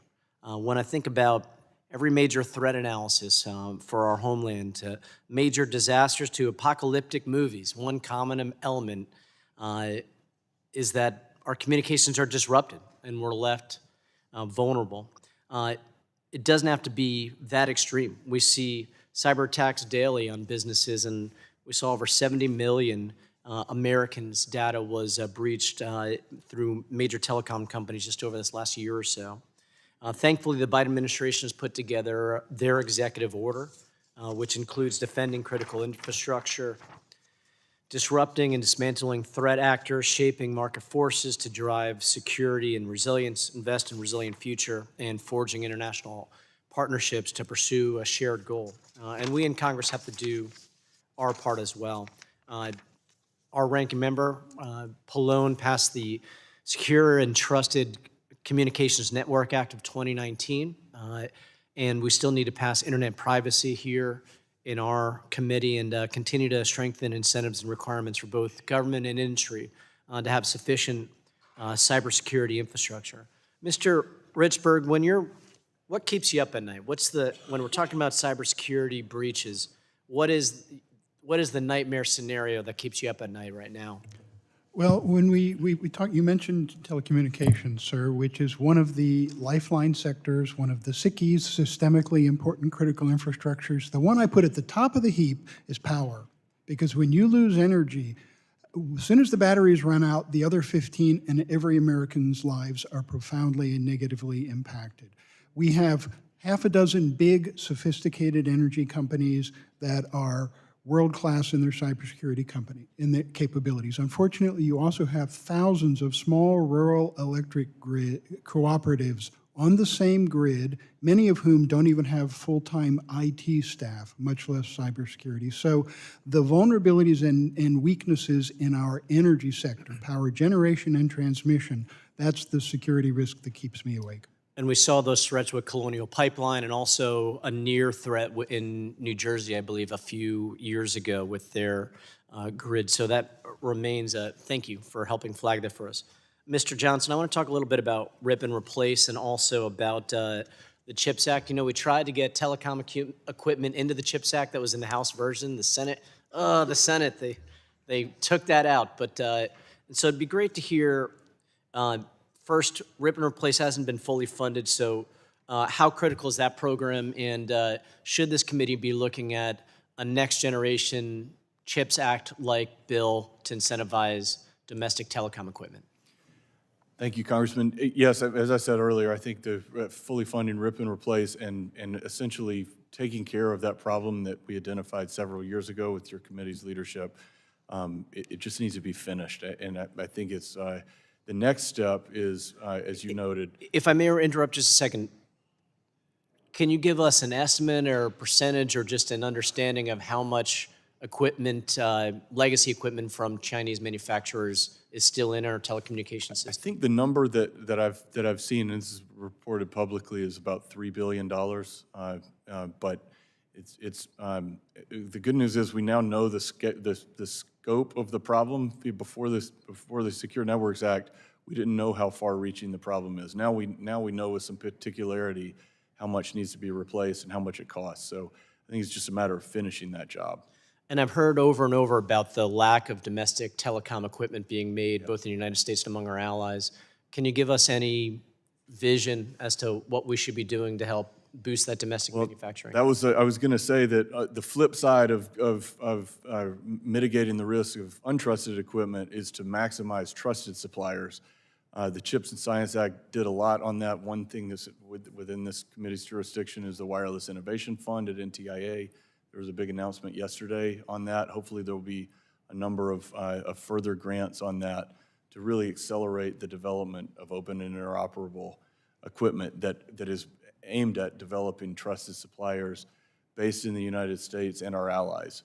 And so going back to the discussion with Mr. Carter, I think that point is also very important, that having an ecosystem of trusted suppliers with this gargantuan market of the United States and its free market democratic allies is a pretty significant counterweight to the sort of autocratic market that begins with China. And this committee must foster that telecom manufacturing ecosystem. So thank you. My time's expired. Thank you. The gentleman's time has expired, and the chair now recognizes the gentleman from Pennsylvania's 13th District for 5 minutes for questions. Thank you, Chairman Latta and Ranking Member Matsui, for holding today's hearing on the important and very timely subject of cybersecurity. And thank you to the witnesses for being here with us today. 3 weeks ago, Xfinity, which is owned by Comcast and provides broadband service to much of central Pennsylvania, including the 13th Congressional District, suffered a major data breach. More than 35 million consumers were affected by a third-party software vulnerability in which personal identifiable information was exposed. This breach included passwords, usernames, birth dates, and even partial Social Security numbers. While this attack was massive in scale, it was not unique. Right now, it is estimated that Americans face a cyber attack once every 39 seconds on nation's telecommunications infrastructure. The long-term effects of these data breaches can be devastating. Devastating to the individuals and devastating to the community at large, from everything from credit cards that are being opened in names to sensitive bank and medical information being exposed. We must make protecting Americans, the private information, we must make that a priority here in Congress. And as we head into the second session of the 118th Congress, we have that opportunity, whether from cyber attacks or from foreign entities like the Chinese Communist Party-owned TikTok. This is information which will come under attack, and it is the congressional responsibility to address this. With regard to healthcare, as we continue to expand the use of telehealth services, we must ensure that patients have confidence that their data and their privacy are secure in order to use these tools and technologies effectively. Already in 2024, actually just 11 days into January, more than 500,000 Americans have been the victim of data breach from their healthcare provider. For patients in my district, being able to see a specialist via telehealth connection can be life-changing. And it is incumbent upon us in this committee to help ensure that the patient's privacy is protected during those visits. My first question is for you, Mr. Richburg. How would you evaluate the readiness of our current cybersecurity systems, specifically those in the healthcare field, against malicious actors and threats? I look at the healthcare industry as an example of operational technology as opposed to an information technology heavy environment. They have a lot of IT, but in IT, sometimes cybersecurity can be one of your preeminent priorities. In operational technology, your priorities are safety, reliability, and security comes in a distant third. And that, unfortunately, is the reality in much of the medical industry, especially in hospitals. I was asked what keeps me awake at night. In terms of data that is compromised, I would put healthcare at the top of that list, because financial data, I can help you clean up your credit history. I can even give you a new Social Security number. If your medical data is irreplaceably yours, if someone commits fraud with that and your history is now commingled with someone else, you can be killed by the wrong blood type being pulled up in a hospital. So this is something that's vulnerable, it's hard to fix, and this is, I think, something where we need best practices, we need to help them with training, and these are the same institutions that in some places are facing closure because they simply find it hard to keep rural hospitals open. Mr. Richburg, can you evaluate the readiness of our current cybersecurity systems, specifically those malicious actors, both foreign and from within? Mr. Richburg. I'm sorry, evaluate the readiness of them? Yes, the readiness of the particular programs. Of the hospitals, I think, again, the large ones have got staff to do this, but small ones tend to lack cybersecurity expertise, and their equipment is focused more on operational readiness and patient care and not really on cybersecurity. Mr. Butler, can you address for us, please, the nefarious actors who are currently attacking the cybersecurity, the ability of our information to remain safe? Are those mostly from within, or are those mostly from out the United States?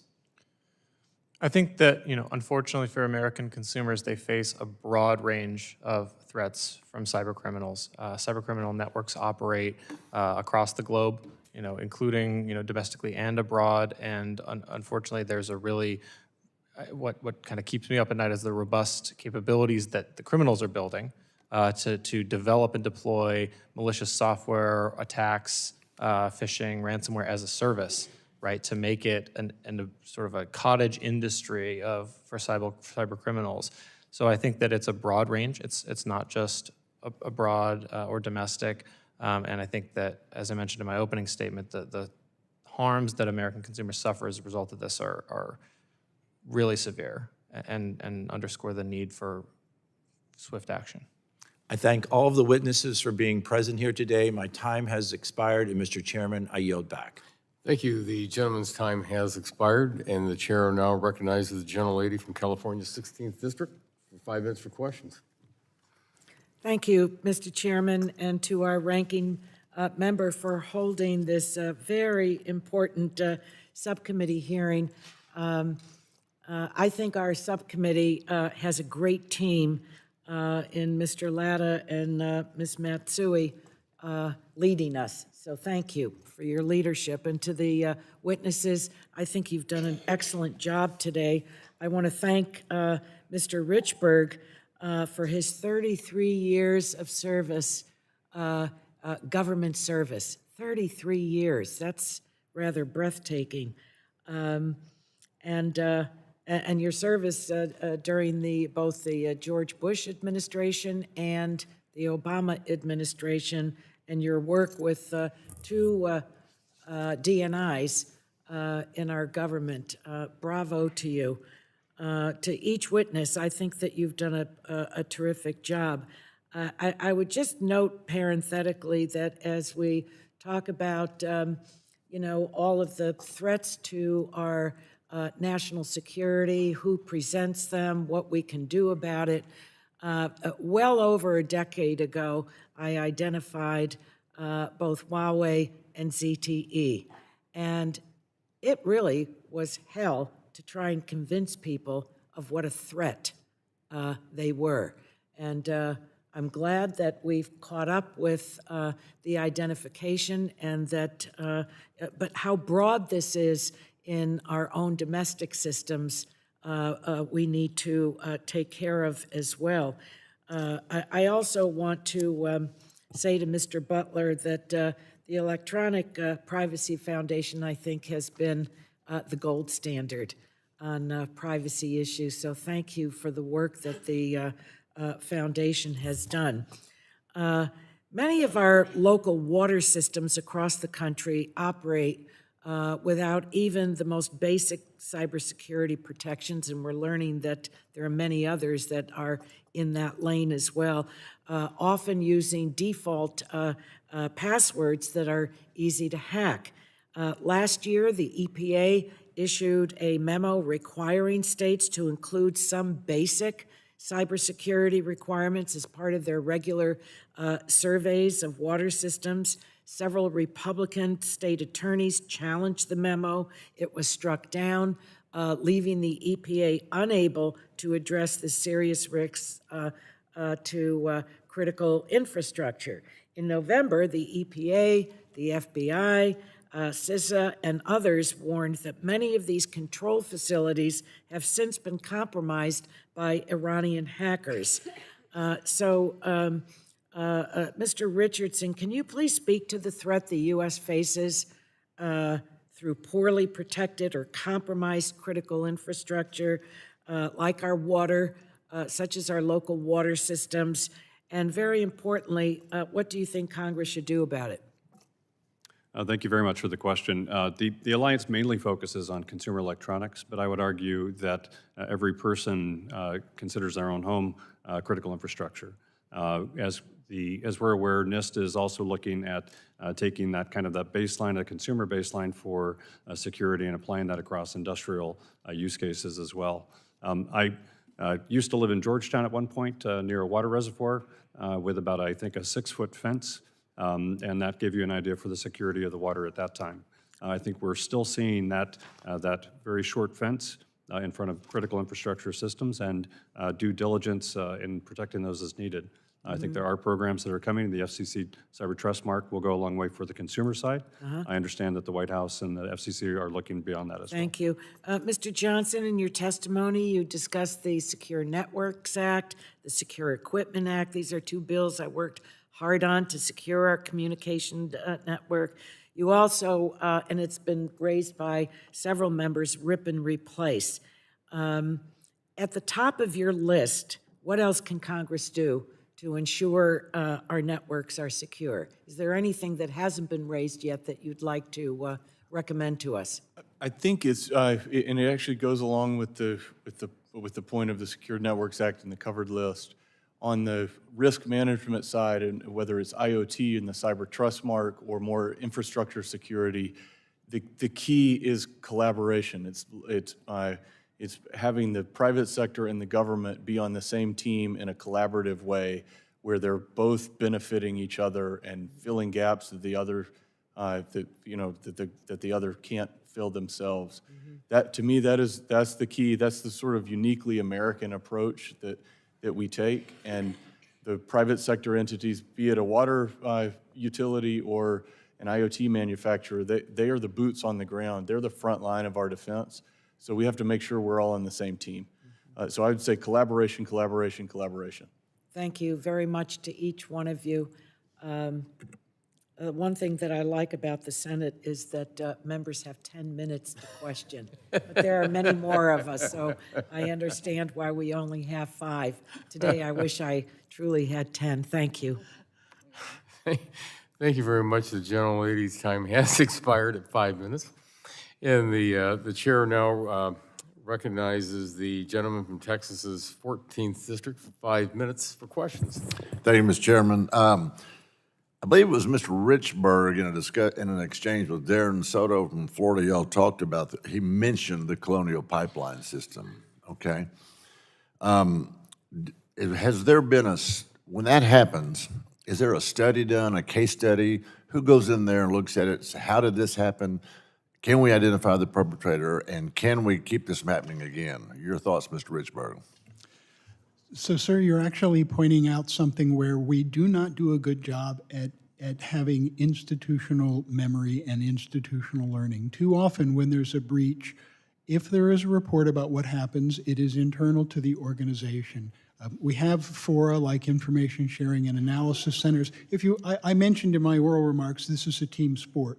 We're playing without having teams for the defensive, plays for the defensive team to run. Somebody gets hit out on the field, we don't know what went wrong, we don't know how to make that not happen in the future. So that is something where we need to do a better job at partnering.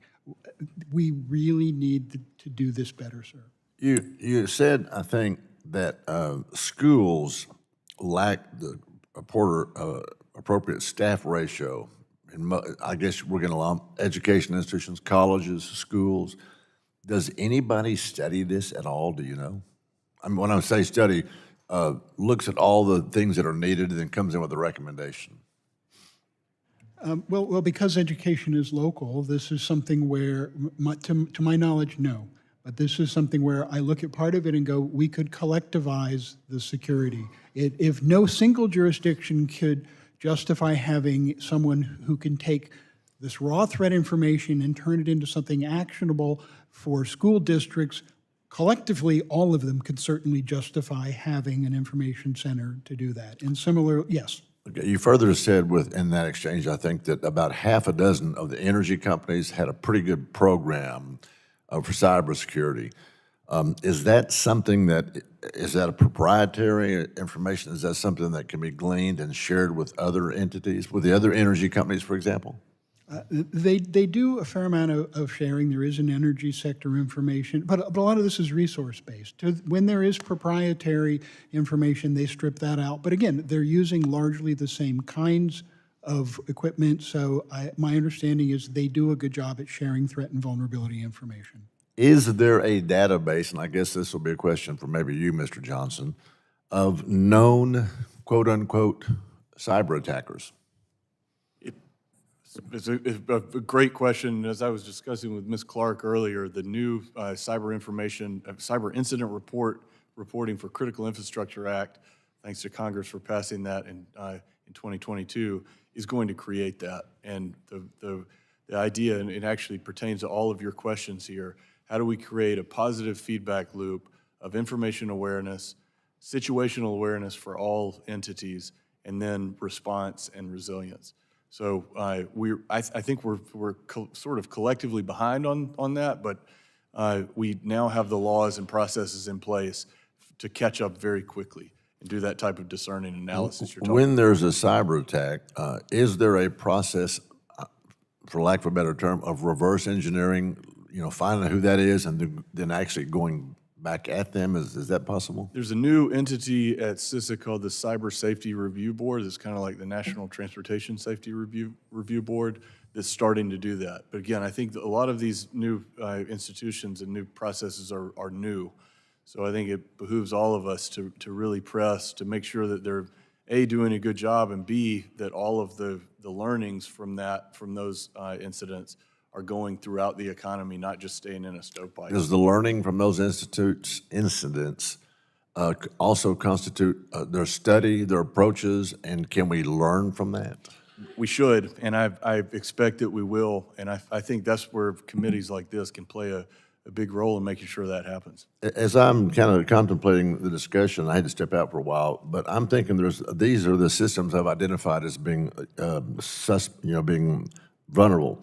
Power system we talked about, water systems, pipeline systems, highway systems, education systems, medical systems, military/government institutions. Does that cover the waterfront? Well, I think you could go on with that list of some further. You highlighted a number of financial networks, the communications networks. I think there's 16 critical infrastructure sectors. But again, in these days, when everything's connected, a lot of those critical infrastructure sectors overlap with each other or are integrated with each other, or certainly mutually dependent. So this is why this team environment of cross-sector, government, private collaboration, from consumers to businesses to the government, is crucial. Thank you for that, and I yield back, Mr. Chairman. Thank you. The gentleman yields back, and the chair now recognizes the gentlelady from Michigan's 6th District for 5 minutes for questions. Thank you, Mr. Chairman. I'm heartened by the amount of bipartisan attention and concern that we're seeing on the issue of cybersecurity, and I look forward to continuing the work with my colleagues to address security concerns and mitigate future threats in our networks. This committee has undertaken significant bipartisan efforts to resolve compromised networks, strengthen network resiliency, and leverage the expertise of the federal government and industry. But we know further risk must also be addressed in our communications technology networks, from our global supply chains and our domestic critical infrastructure to new technologies that are now mainstream in our automotive industry. This is critical and necessary for us to continue to increase competition, spur innovation, domestic manufacturing, and ensure the integrity of our systems. So I want to first talk about critical infrastructure. In recent years, our adversaries have invested substantial funds in supporting their state-sponsored champions, which are state-backed companies or conglomerates. They prop them up, enabling them to offer telecom products at a significantly lower cost compared to other global manufacturers. This strategy has resulted in a marketplace flooded with Chinese telecom products, making it difficult for U.S. telecom companies to compete. American businesses are often compelled to opt for Chinese products to remain financially viable, creating a dependency on Chinese technology that poses cybersecurity risks and, bluntly, national security risks. Mr. Johnson, 2 questions. Can you talk about the cybersecurity risks of our business using Chinese technology and critical infrastructure? And what tools and approaches do we have to address this challenge and promote the adoption of American-made telecom equipment? In short, because I have lots more. Yes, ma'am. As I discussed earlier, there are multiple layers of threats from this untrusted equipment, and It's essentially boils down to espionage and disruption and the coercion that can come from both. So pretty severe threat. What do we do about it? I think we've identified where there are specific articulable concerns, Huawei and ZTE being maybe the easiest example, because if you're because of the capabilities that they have. All equipment has certain vulnerabilities that you have to address, but if you know that there's an aggressive actor behind some of the equipment, then you can articulate a risk that needs to be addressed. So we need to identify those and address that throughout the market. The second thing is on the positive side, where we use U.S. and allied innovation to essentially outpace the adversaries. And I would never bet against U.S. innovation, and I also wouldn't bet against U.S. and allied collaboration. So I think there's a lot that we can do to promote that trusted equipment. We have a big market that is hungry for trusted equipment, and we just need to leverage that strength and through public investments, but also through private collaboration and aimed at free market competition. Thank you. Wish it was quite as easy as that. But I'm going to move to the automotive industry now, which there seems to be part of a broader strategy employed by China, extending beyond the telecom sector and penetrating other industries, which I think we're very specifically seeing in EVs and autonomous vehicles. Mr. Richburg, what can we do to ensure that the Chinese Communist Party is not successful in its efforts to flood the market with their products and encroach upon other emerging sectors, such as the autonomous vehicle sector? So at this point, I think automotive sector in general, you're dealing with cars are basically wide area networks with wheels. So whether it's a fully autonomous vehicle or a conventional car, automation and digitization is ubiquitous. This is something where, again, there's increasing emphasis on what does secure by design and secure by default mean. We've talked a bit about cyber trustmark and the IoT capability. If we figure out how to do that, then you can say, okay, this is the expectation that your products, whether they're automotive or others, will do. This is what it meant to be securely designed, and this is what the configuration should be. That, I think, is the approach to take. Mr. Chairman, I'm out of time with a lot more questions, so I'll have more questions for the record, and I will yield back. But this is a very serious issue for both cybersecurity and national security.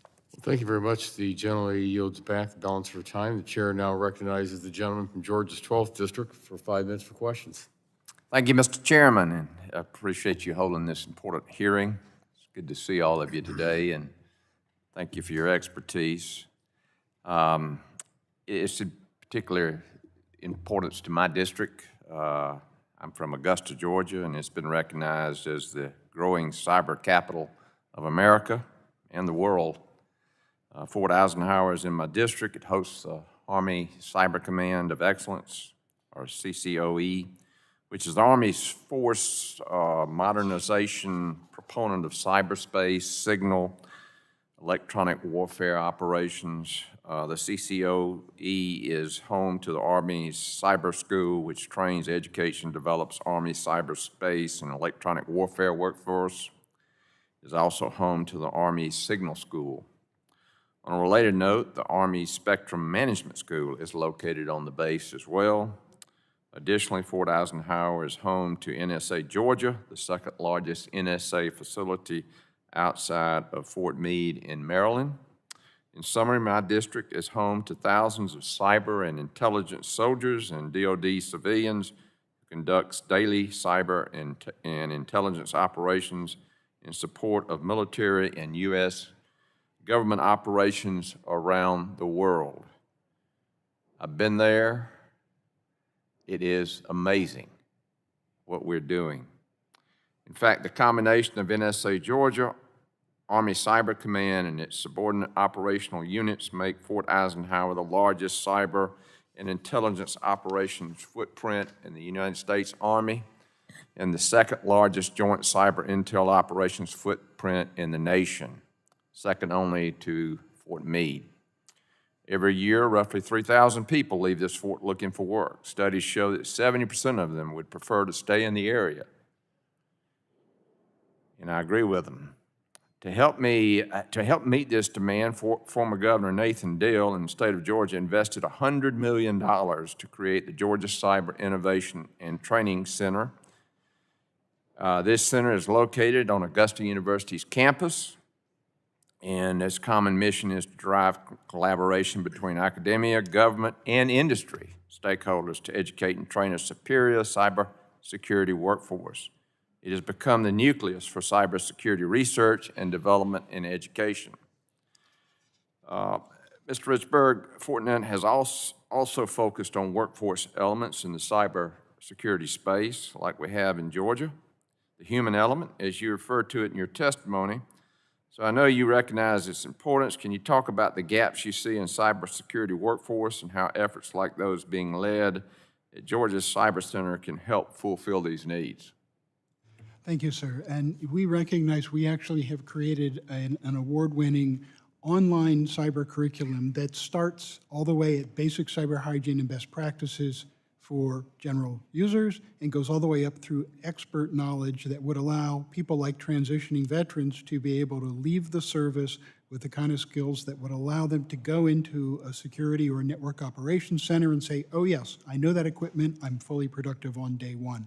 We have not only got this broad thing, which has given over 1.3 million certifications, we have got a separate program focused on veterans. We take that technical training and we say, yes, and we can help you with job placement. We can help you write your resume.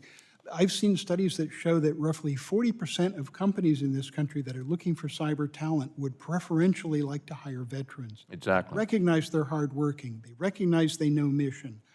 Help the veterans tune their resumes, tune their skills to help meet that need. 200,000 are leaving service every year. Some of them leave because their spouses can't find jobs. So we've made this program available to the spouses of current military employees. And they already have the highest security clearance. So, Mr. Johnson, how can institutions like Fort Eisenhower and, of course, the Innovation Campus and everything we've got going on help strengthen our cyber defense? What else do we need to do? Thank you, Congressman. I'm personally thrilled to get this question. I bought my first Army uniform there in 1992 when I was on my way to college in ROTC. I now live a few hours up the river in Rabun County. I've been back to the range. Michael Schaefer is doing some great things there. I think it is a perfect example of DOD and the federal government investing in a community that has a tremendous opportunity for growth, and the state. So you get everything from the veterans that Jim was talking about to local students who want to get into this type of work, companies that want to participate in the range, and it creates this really dynamic ecosystem of education and operation. So well, when you lump in Savannah, when you lump in Savannah Riverside, we've got the largest collection of intellectual capital in this area, I think, maybe anywhere in the world. Absolutely. Great. Well, thank you so much. Yep. Thank you very much. I The yield back. gentleman's time has expired. The chair now recognizes the gentlelady from New Hampshire, 2nd District, for 5 minutes for questions. Thank you so much, Mr. Chairman, and thank you to our panel. It's no secret that cyber attacks are on the rise across the nation, and these threats are becoming more dangerous and sophisticated every day. In my district in New Hampshire, towns, businesses, school districts, hospitals, and even police departments have been targeted by cyber attacks ranging from phishing to ransomware. Last year, the school districts in my district, Nashua and Hinsdale, were both the targets of ransomware attacks. Congress needs to step in to protect the sensitive data of our schools and students. So I've co-sponsored the Enhancing K-12 Cybersecurity Act to establish a program to address cybersecurity threats to school systems and provide resources to ensure that schools can best protect against these attacks. I want to thank my colleague, Representative Matsui, for her leadership. Mr. Richburg, can you speak to why school systems are increasingly becoming targets of these attacks and what other steps Congress should be taking to prevent them? So these jurisdictions are under-resourced. They have lots of high-value information ranging from student records to medical records to financial data.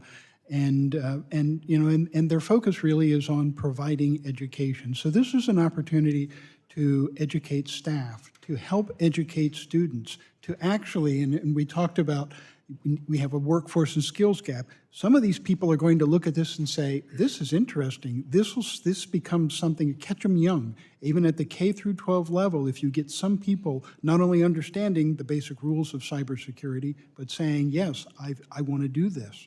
This is something where we can do that. And again, we need to automate a lot of the equipment and capability because these jurisdictions do not have, and I don't think ever will have, the staff to take care of themselves.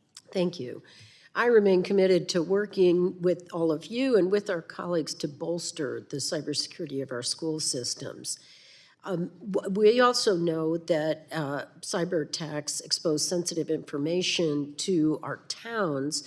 In my district, particularly heinous cyber attack defrauded a very small town called Peterborough, New Hampshire, out of $2.3 million in taxpayer dollars, which was a real blow to this small rural community.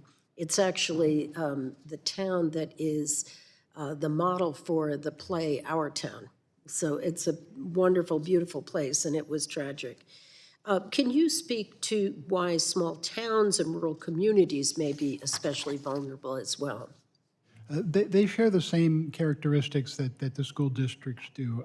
I'm hard-pressed to find a small jurisdiction that even has a full-time IT person. It's often outsourced, hopefully within your state or somewhere in the U.S., but I wouldn't bet the farm on that.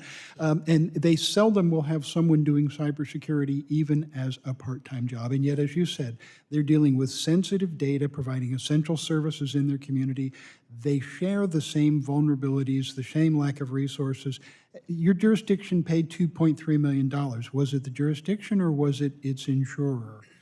Insurance has become something where it's been good and bad. It's good in that if in order to get insurance, you have to say we're doing the following things. But because the fact that you've purchased insurance is probably a matter of public record, we have seen ransomware groups preferentially target these vulnerable jurisdictions for the easy payout, saying, yes, this is a jurisdiction of 10,000 people, but they have insurance coverage up to this amount. Great, thank you. Another important tool in the fight is the new Cyber Trust Mark program being led by the FCC. Much like the Energy Star labels for energy-efficient devices, the Cyber Trust Mark program will label smart devices to meet the best cybersecurity standards. Mr. Johnson, as the FCC considers the best path forward for cyber trust, for the Cyber Trust Mark, what steps can the agency take to drive national adoption and ensure the program has flexibility to respond to evolving threats?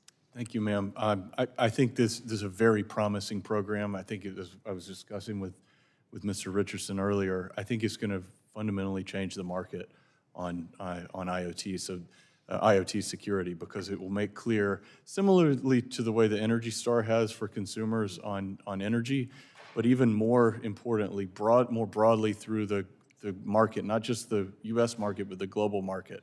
It will matter to retailers. And so it's one of these things that will, if we do it right, and I think the FCC and the broader U.S. government is on the path to doing that, earning this mark will create legal protections that don't exist for those who don't earn the mark. And so the biggest thing we can do is push it and do a massive awareness campaign to consumers certainly, but also to the big box retailers that will be selling these products to make sure that. I hate to cut you off. My time is absolutely. up. I yield back. Thank you. Thank you. Thank you very much. The gentlelady's time has expired, and the chair now recognizes the gentleman from Ohio's 12th District for 5 minutes for questions. Thank you, Mr. Chairman, and thank you all for being here today. Americans today have IoT devices all throughout their homes. I apologize. This first question is for Mr. Richardson, so heads up, Mr. Richardson. Sorry about that. Smart speakers, vacuums, kitchen appliances, baby monitors, the list goes on.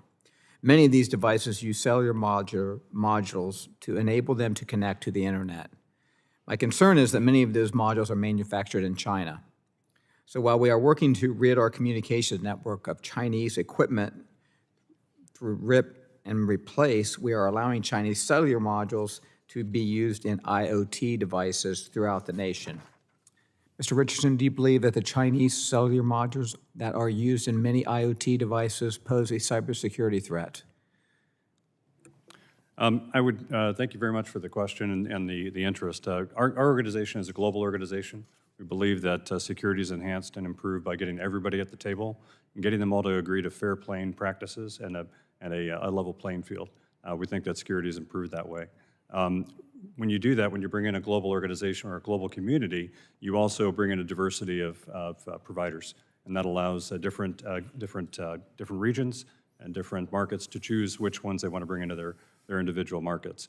So we're grateful that we have hundreds of companies, module providers from Taiwan, from Europe, and several others to put into devices around the world, and let markets decide which ones are appropriate, whether that's by the consumer choice or by regulation. Okay, thank you very much. My next question is for Mr. Johnson. Mr. Johnson, good afternoon. I want to follow up with you on the use of Chinese cellular modules in IoT devices. I personally am not comfortable with the widespread use of these modules in these devices.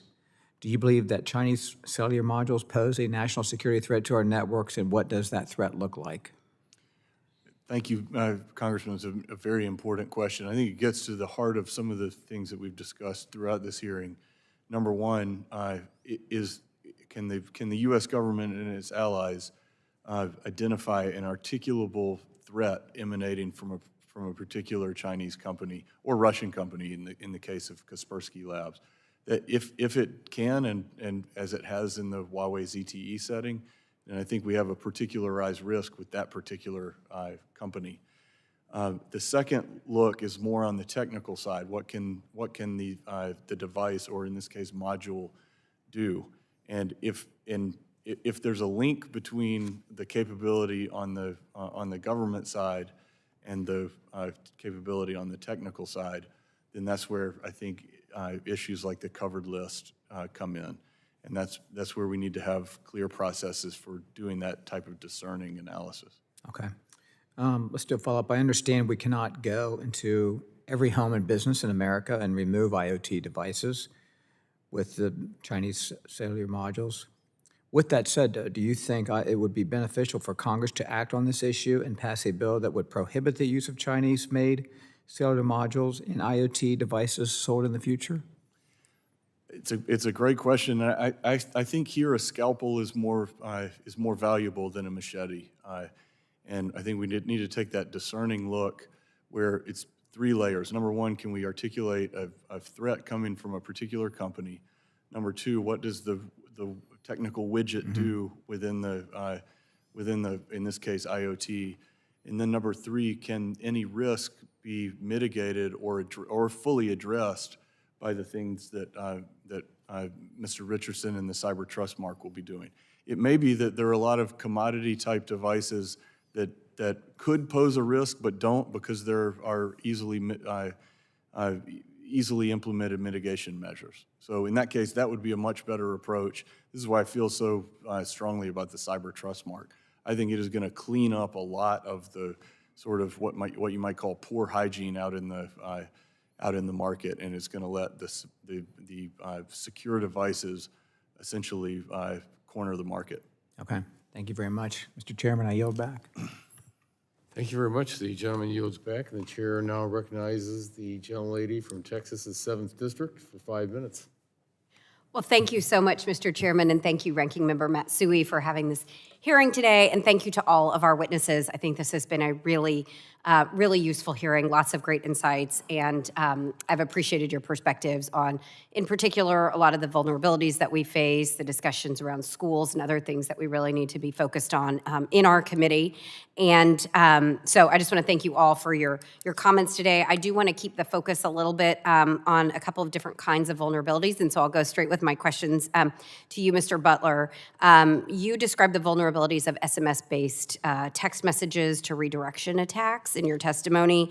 And as you noted, the attacks where a malicious actor receives messages meant for the victim, they're particularly dangerous because core security services like account validation, two-factor authentication, all the things that we're relying on now are built on top of SMS. So it seems like it would be difficult for consumers to be able to protect themselves from this type of attack. Are there best practices for consumers to help prevent this? Or are you aware of companies taking steps to prevent these types of attacks? Can you just talk a little bit about those issues for us today? Thank you for the question, Representative Fletcher. And I agree, it's a really important area of vulnerability to focus on, especially because, as you mentioned, SMS is used in so many circumstances as a backstop for other security measures, right? So it's really upstream of the problem. And I think from a consumer perspective, the best thing individuals can do where possible is use non-SMS-based multi-factor authentication. The unfortunate thing for consumers is not all vendors and apps and services offer that as an option. So it's really critical for the vendors, the apps and services, to expand and enhance their multi-factor options so that SMS is not the only option. In terms of further research and work being done, I think there are research into ways to better secure SMS, given the fact that it is still a very widely used option, but it really requires action at either the network level or the platform level. And so it's itself upstream of even the companies that are deploying it. Okay, so that sounds like an area where we need to be particularly paying attention and focus because there's a lot of work still to do, is what it sounds like. Well, thank you for that. I know another area where we have been focused in the subcommittee and in the full committee is on artificial intelligence, and I want to touch on that briefly as well. Last fall, this subcommittee had a hearing on artificial intelligence in our communications networks, and many members, including me, focused on the potential harmful impacts of AI when unrepresentative data is used as an input.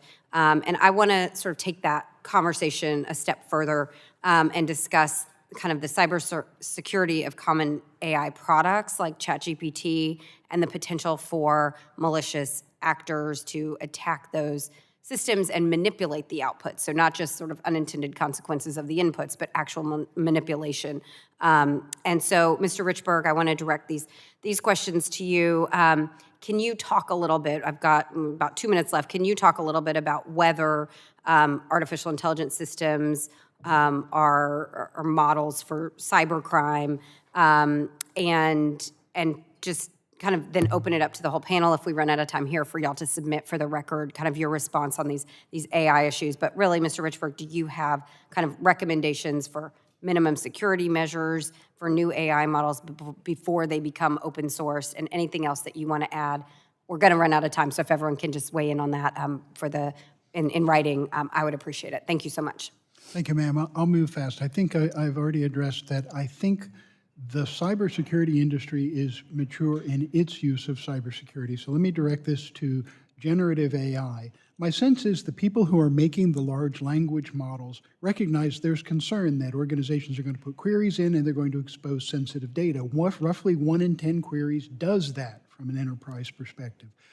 And similarly, there are ways that you can do data loss prevention with a third-party program to prevent it. The guardrails are largely being created. Where we are in a Wild West situation is the onus is still on the consumer to ask for those. There are good protocols and protections. You simply have to stipulate what you want. Organizations in many cases are moving slowly to adopt this. The risk, you've probably heard the term shadow IT, things that happen that the organization isn't aware of.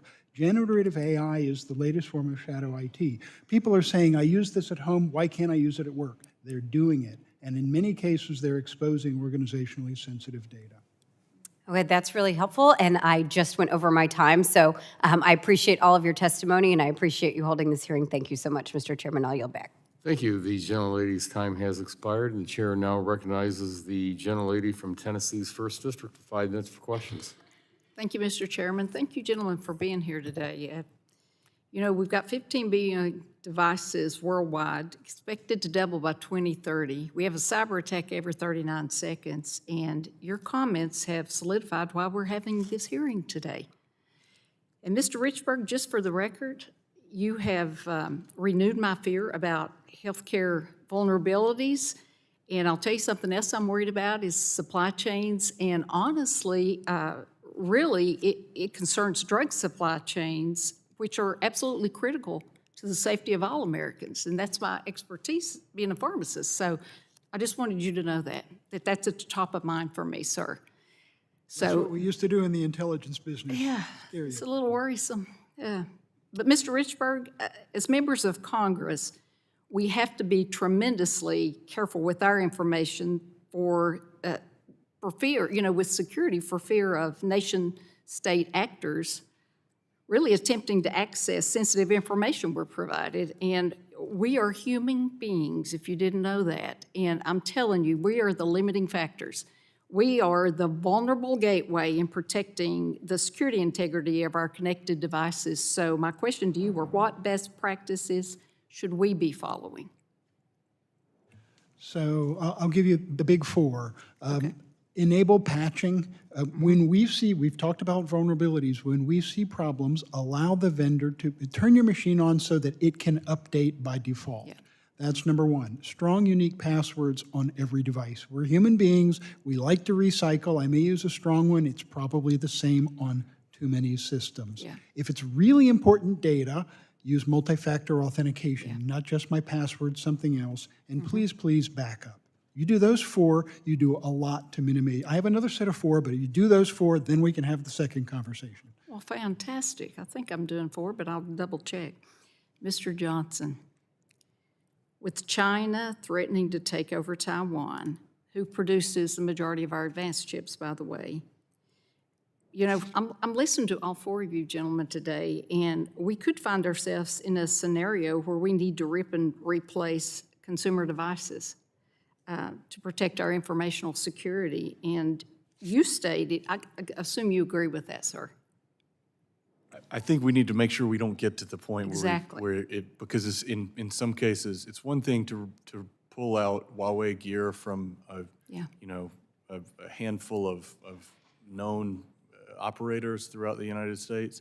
It's another thing to replace millions and millions of consumer devices, and in some ways probably not doable. So we have to get ahead of the threat, both in, as I was saying before, in identifying the particular companies and devices that are problematic, and number two, having mitigation and the things that the Cyber Trust Mark will do on IoT. We need to expand that writ large. Well, you stated in your testimony that American and allied cybersecurity capabilities have to be stronger and faster and more capable than adversarial nations. And in your opinion, how long are we going to be stronger and faster than our adversarial nations?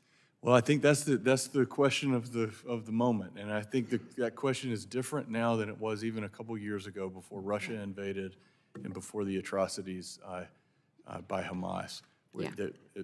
We now have a clear picture of those four autocratic adversaries, in some cases enemies, and all of the criminal proxies that work under and around them.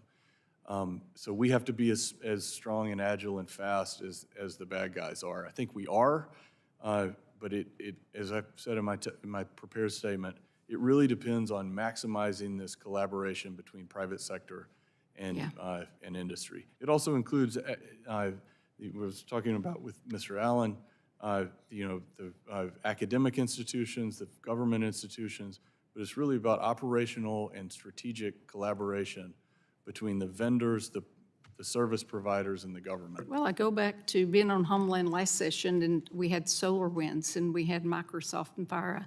And then you look at Colonial Pipeline, it has to be an integrated effort, in my opinion. Right. And from what we're told with all these AI hearings, we're about a year ahead of China with that. So it's a little worrisome. We need to get up to speed and be ahead. Be number one, which is where we want to be. Okay, Mr. Chairman, with that, I yield back. Thank you. The gentlelady yields it back, and the chair now recognizes the gentleman from California's 29th District for 5 minutes for questions. Thank you, Chairman Lara, and also Ranking Member Matsui for having this important hearing. I'd like to thank the witnesses for sharing with us your expertise and your opinions on these matters. We've seen already how vulnerable we all are to cyber threats. For example, on December 1st, 2022, a cyber attack caused a nearly day-long outage of the 988 Suicide and Crisis Lifeline. People who tried to reach the line for help with suicidal and/or mental health crisis situations were greeted with a message that said the line was experiencing a service outage. We're talking about right in the middle of a moment where people feel compelled to get immediate help, in some cases, to prevent deaths. Even a day's outage for a critical lifeline like 988 or 911 can have serious repercussions for those experiencing an emergency. Mr. Richburg, can you speak to some of the vulnerabilities of phone lines like 988 have to cyber attacks, and what can we do to make sure that critical lifelines like this remain secure? Thank you. We often talk about confidentiality and availability of services, and you're talking about one where it definitely hit the availability. We've also seen if someone's calling a line like that, you want it to be confidential. You don't want a risk that there may be a breach that's going to expose that I have asked for this kind of help. And you've heard of swatting, where someone sends emergency services someplace. So you need to worry about all three kinds of attacks against those. Resilience is another thing that we've mentioned resilience a lot in this hearing. Resilience means having multiple paths and ways to do things. If you genuinely had an outage with the local service provider, you would like the ability to roll over to some other place, the same jurisdiction, somewhere else. So we can talk about offline about specific best practices, but I would say worry about the confidentiality, the integrity, the availability, and ways of providing resilience for core services like that.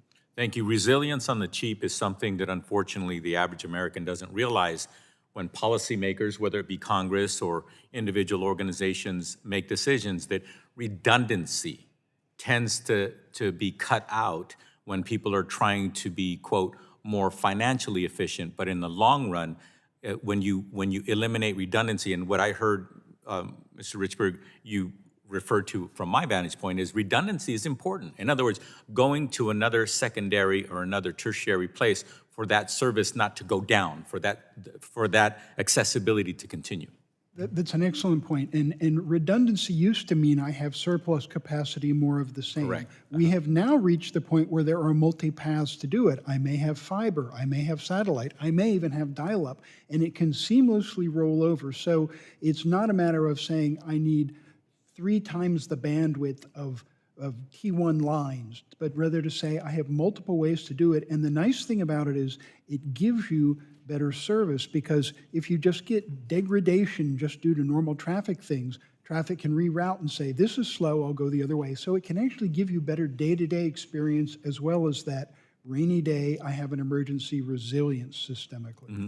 Well, in my backyard, we have LA Unified School District, and there was a leak of 2,000 student assessment records and some other critical information on those individuals and their families.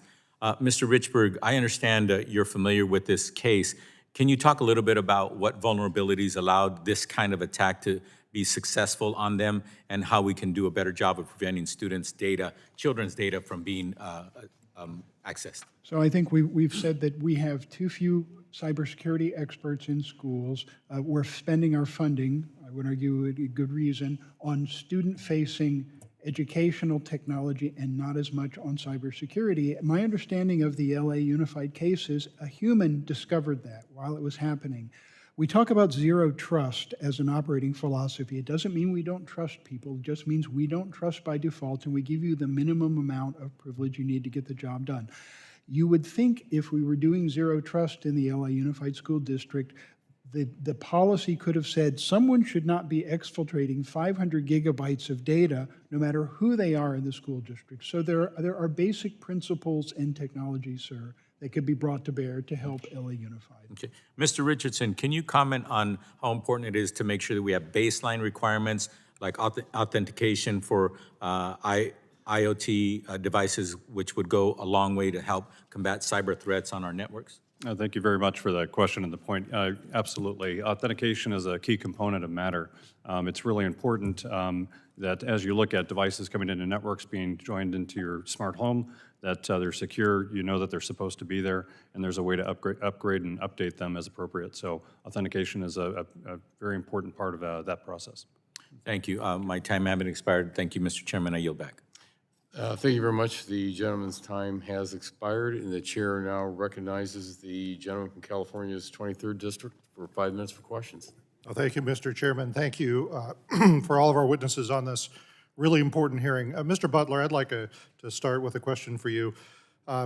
It seems to me like the majority of the consumer cyber fraud that occurs is a result of a cyber criminal posing to be someone or an organization that they aren't. There isn't a day that goes by that I don't have a phishing email purporting to be from my bank or from my credit card company. It's gotten to the point where I don't click on any links in any emails. I'll go to a web browser and use a bookmark to make sure I'm going where I think I'm going. And I never enter a password anymore without double checking. If it's not on my electronic keychain and gets entered automatically for me, I ask the question, am I really where I think I am?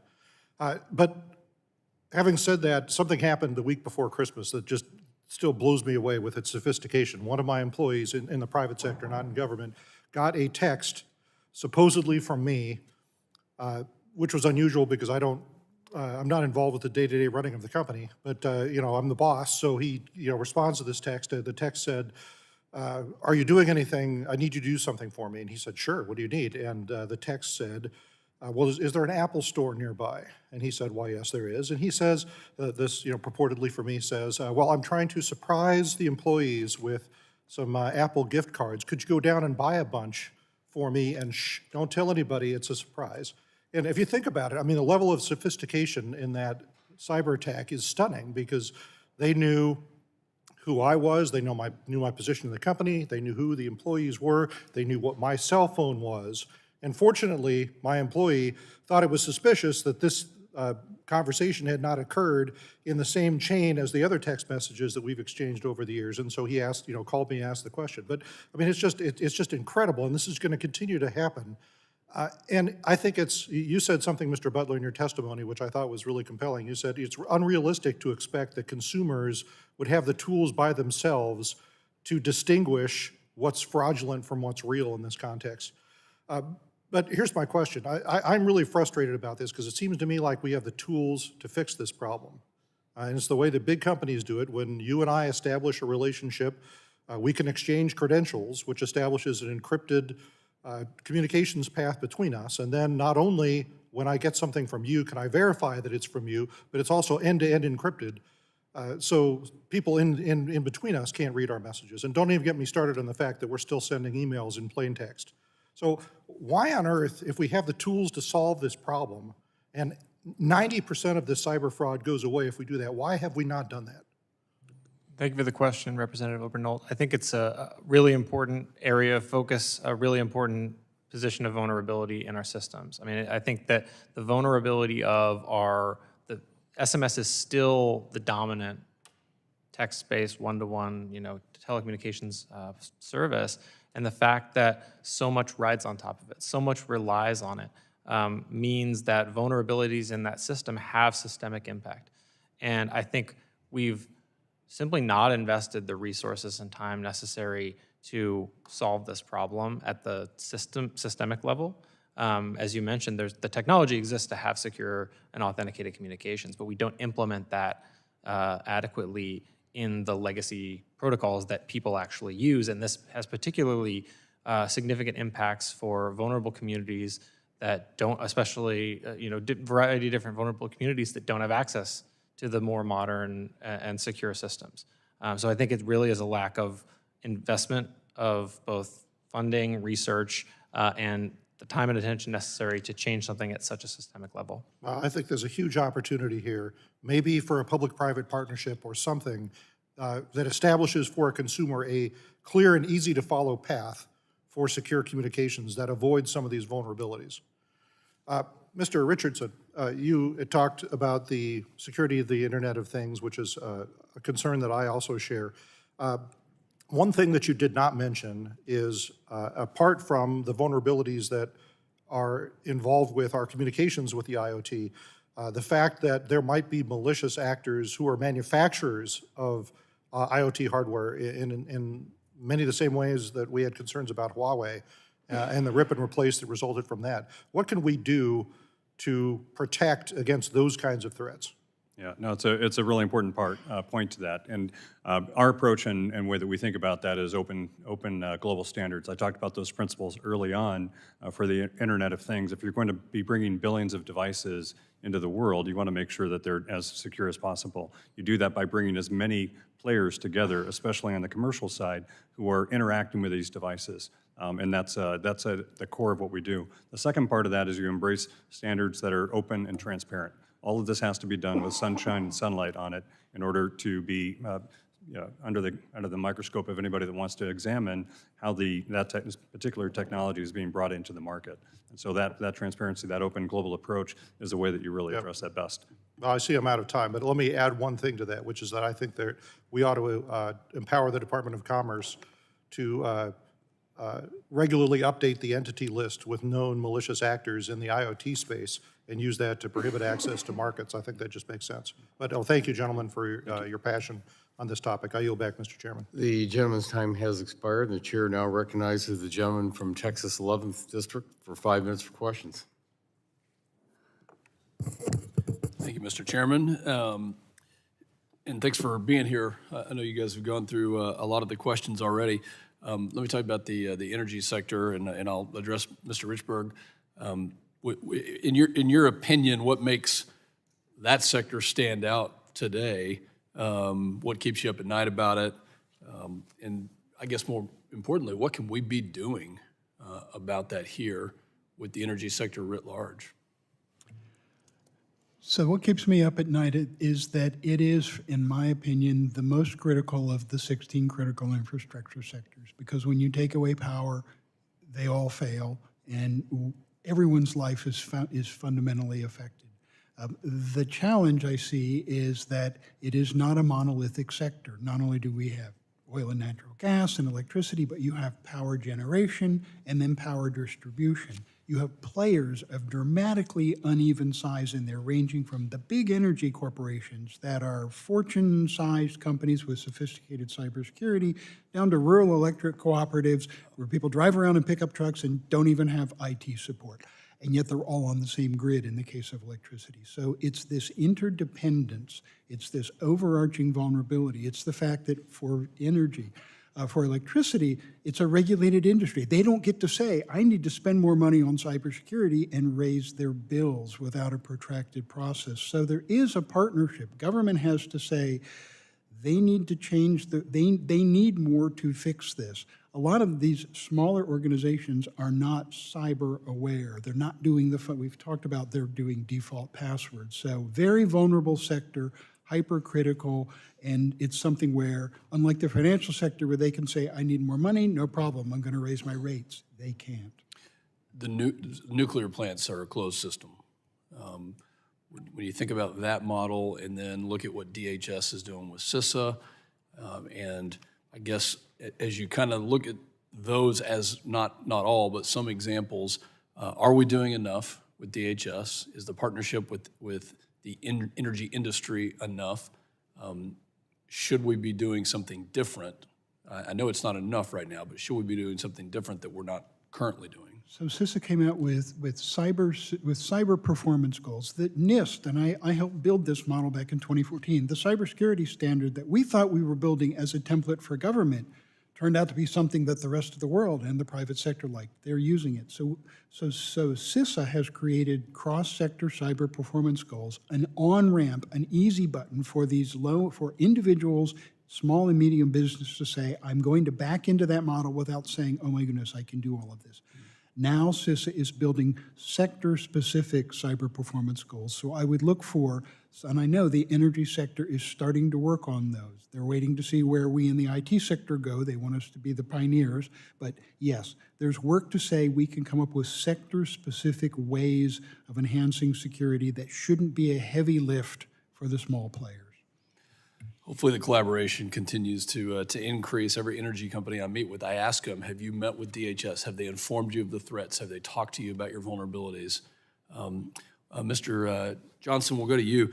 Kind of switching gears, can you discuss what the basic firewall provides versus what cybersecurity tools are needed to secure school networks properly? And you may have already answered this question, but Well, thankfully, there's been a lot of discussion about this in today's hearing, thanks to all of you who've led on this issue. I have 3 school-age kids, so it's personal to me, too. I'm thrilled about the proposal from the FCC to do the cyber pilot. The bottom line is I think it's a very important step, and hopefully only a first step to securing schools and libraries for our kids and their teachers. in my district, San Angelo State University, they've got a public-private partnership. They're a cybersecurity institute of excellence, and they've gone into the school districts there. Not only are they training, college students, but they're also going into the school districts. What would you tell universities like that to continue doing, and what would you tell them to do that they may not be? I think things like that are a perfect example of just not leaving points on the field in terms of what we've got the capabilities in these communities, and it's a matter of putting together schools, universities, other government institutions, a mix of local, state, federal, private, academic. How far behind are we versus the Chinese school-age children when it comes to these skills?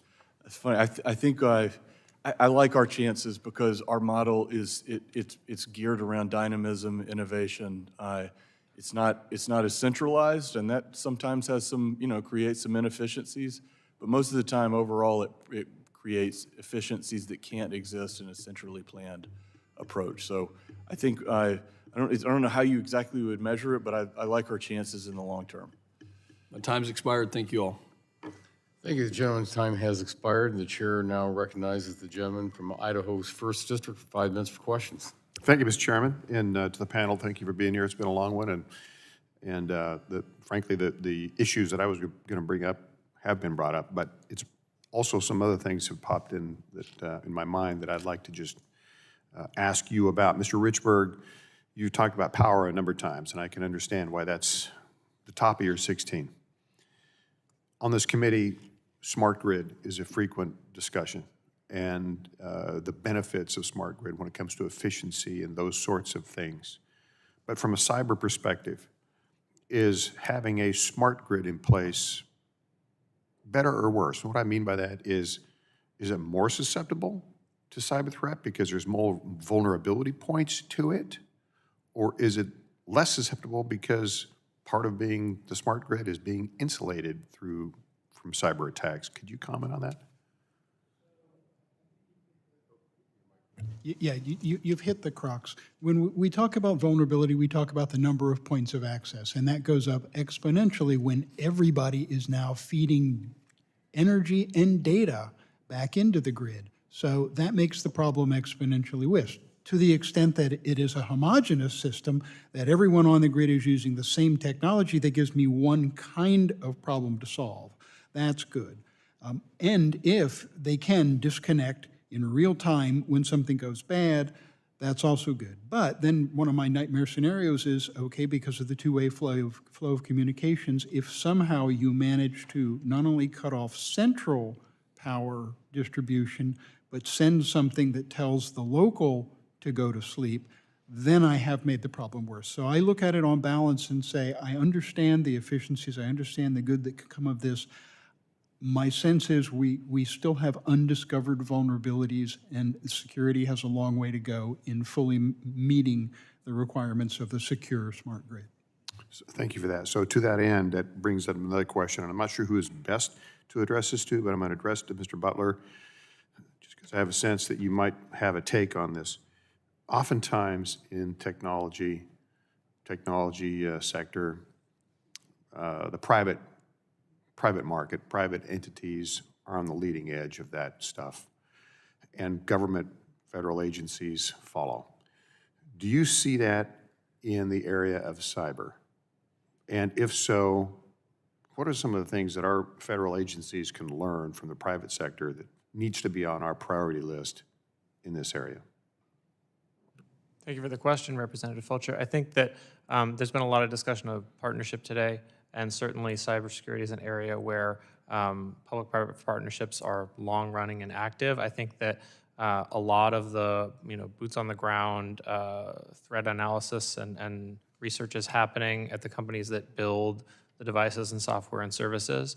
But I think that the National Cybersecurity Strategy recognizes that to this date, as we see from the conversation today, market forces alone in the US have not been enough to push out insecure services and inadequate practices, in part because it's uncertain, right? Who's going to be subject on any given day to an attack? There's not a lot of certainty about who's going to be held responsible when an attack happens, and all of that goes, upstream to the question of, for any given entity in the system, are we going to invest the resources up front to secure our systems, right? Are we going to be able to spend money on that versus all the other things that, if you're a private company, your shareholders and investors want you to spend money on? And there have to be both clarity and financial incentives to make those decisions tend towards the secure and resilient and away from the insecure. Got it. Thank you for that. I'm out of my wheelhouse on this one in particular, but I'm asked Mr. Johnson, you can put me back in the right wheelhouse if I'm way off. But mid-band part of the spectrum, 1 to 6 gigahertz, seems to work pretty well for 5G because of the attributes there with the amount of data, long distance. But it's my understanding that that spectrum is also used for control systems of some of the things that Mr. Richburg's been talking about, power, medical systems, and so on. Is that true? And if so, those are locally managed systems most of the time with power, medical, and is that true? And if so, what can the federal agencies better do to work with locals in that area? This literally is the subject of a that could be a whole hearing and was back in March. I think the bottom line is we have a need for more spectrum in commercial uses now than we ever have before. It's going to create a crowding of the various spectrum bands, and we have to find ways to maximize the spectrum availability, because as we discussed in much greater depth back in March, if we have less commercial spectrum available than China does, for instance, which we do now in mid-band, that's going to lead to China's companies kind of dominating the supply chain. So we have to solve that. And I ran over my time, so I didn't give you enough there. Mr. Chairman, I yield back. Well, thank you very much. Seeing no other members wishing to be recognized, I want to thank our witnesses for being with us today, and I ask unanimous consent to insert in the record the documents included on the staff documents list without objection. Without objection, so ordered. I remind members that they have 10 business days to submit questions for the record, and I ask the witnesses to respond to the questions promptly. Members should submit their questions by the close of business on Friday, January 27th. Oh, I think we have one last member coming in. Right on the gavel.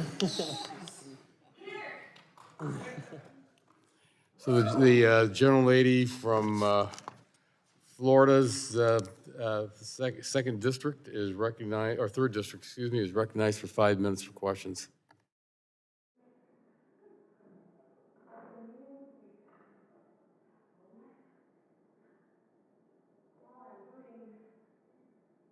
Laptop or iPad up.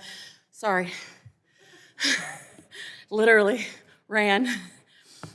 I'll just start with you, Mr. Johnson. I wanted to talk to you about the cloud and security surrounding the cloud. Great. I'm very impressed with your commitment to cybersecurity. We are trying. Just kidding, I'm not going to talk to you about the cloud. All right. So, Mr. Johnson, to reduce fragmentation and drive efficient collaboration between government and the private sector in cybersecurity, why would the focus not be through the individual sector-specific agencies as defined by Congress? I think those agencies are crucial, and that's just the beginning. But I think that's the beginning of something I talked about in my opening, the unique relationship the communications sector has, in particular, with the U.S. government, going back before DHS even existed. That's the beginning of the collaboration that has to happen. Well, I know that there's certainly a concern within industry about programs being mandated, right? And that has always been the concern of innovation being hampered and additional costs being incurred by sometimes erroneous regulations and red tape. So I know particularly with the Internet of Things and the trust mark, there's a concern amongst people within industry that the program might not be voluntary, that in the future we could see something grow. So Mr. Richardson, if you want to weigh in on that, as well as you, Mr. Johnson. Thank you very much, and my congratulations again on the sprint. From our organization's perspective, we're going to be bringing updates and improvements to cybersecurity regardless of what government does. It's a commitment of our members to improve the security of devices.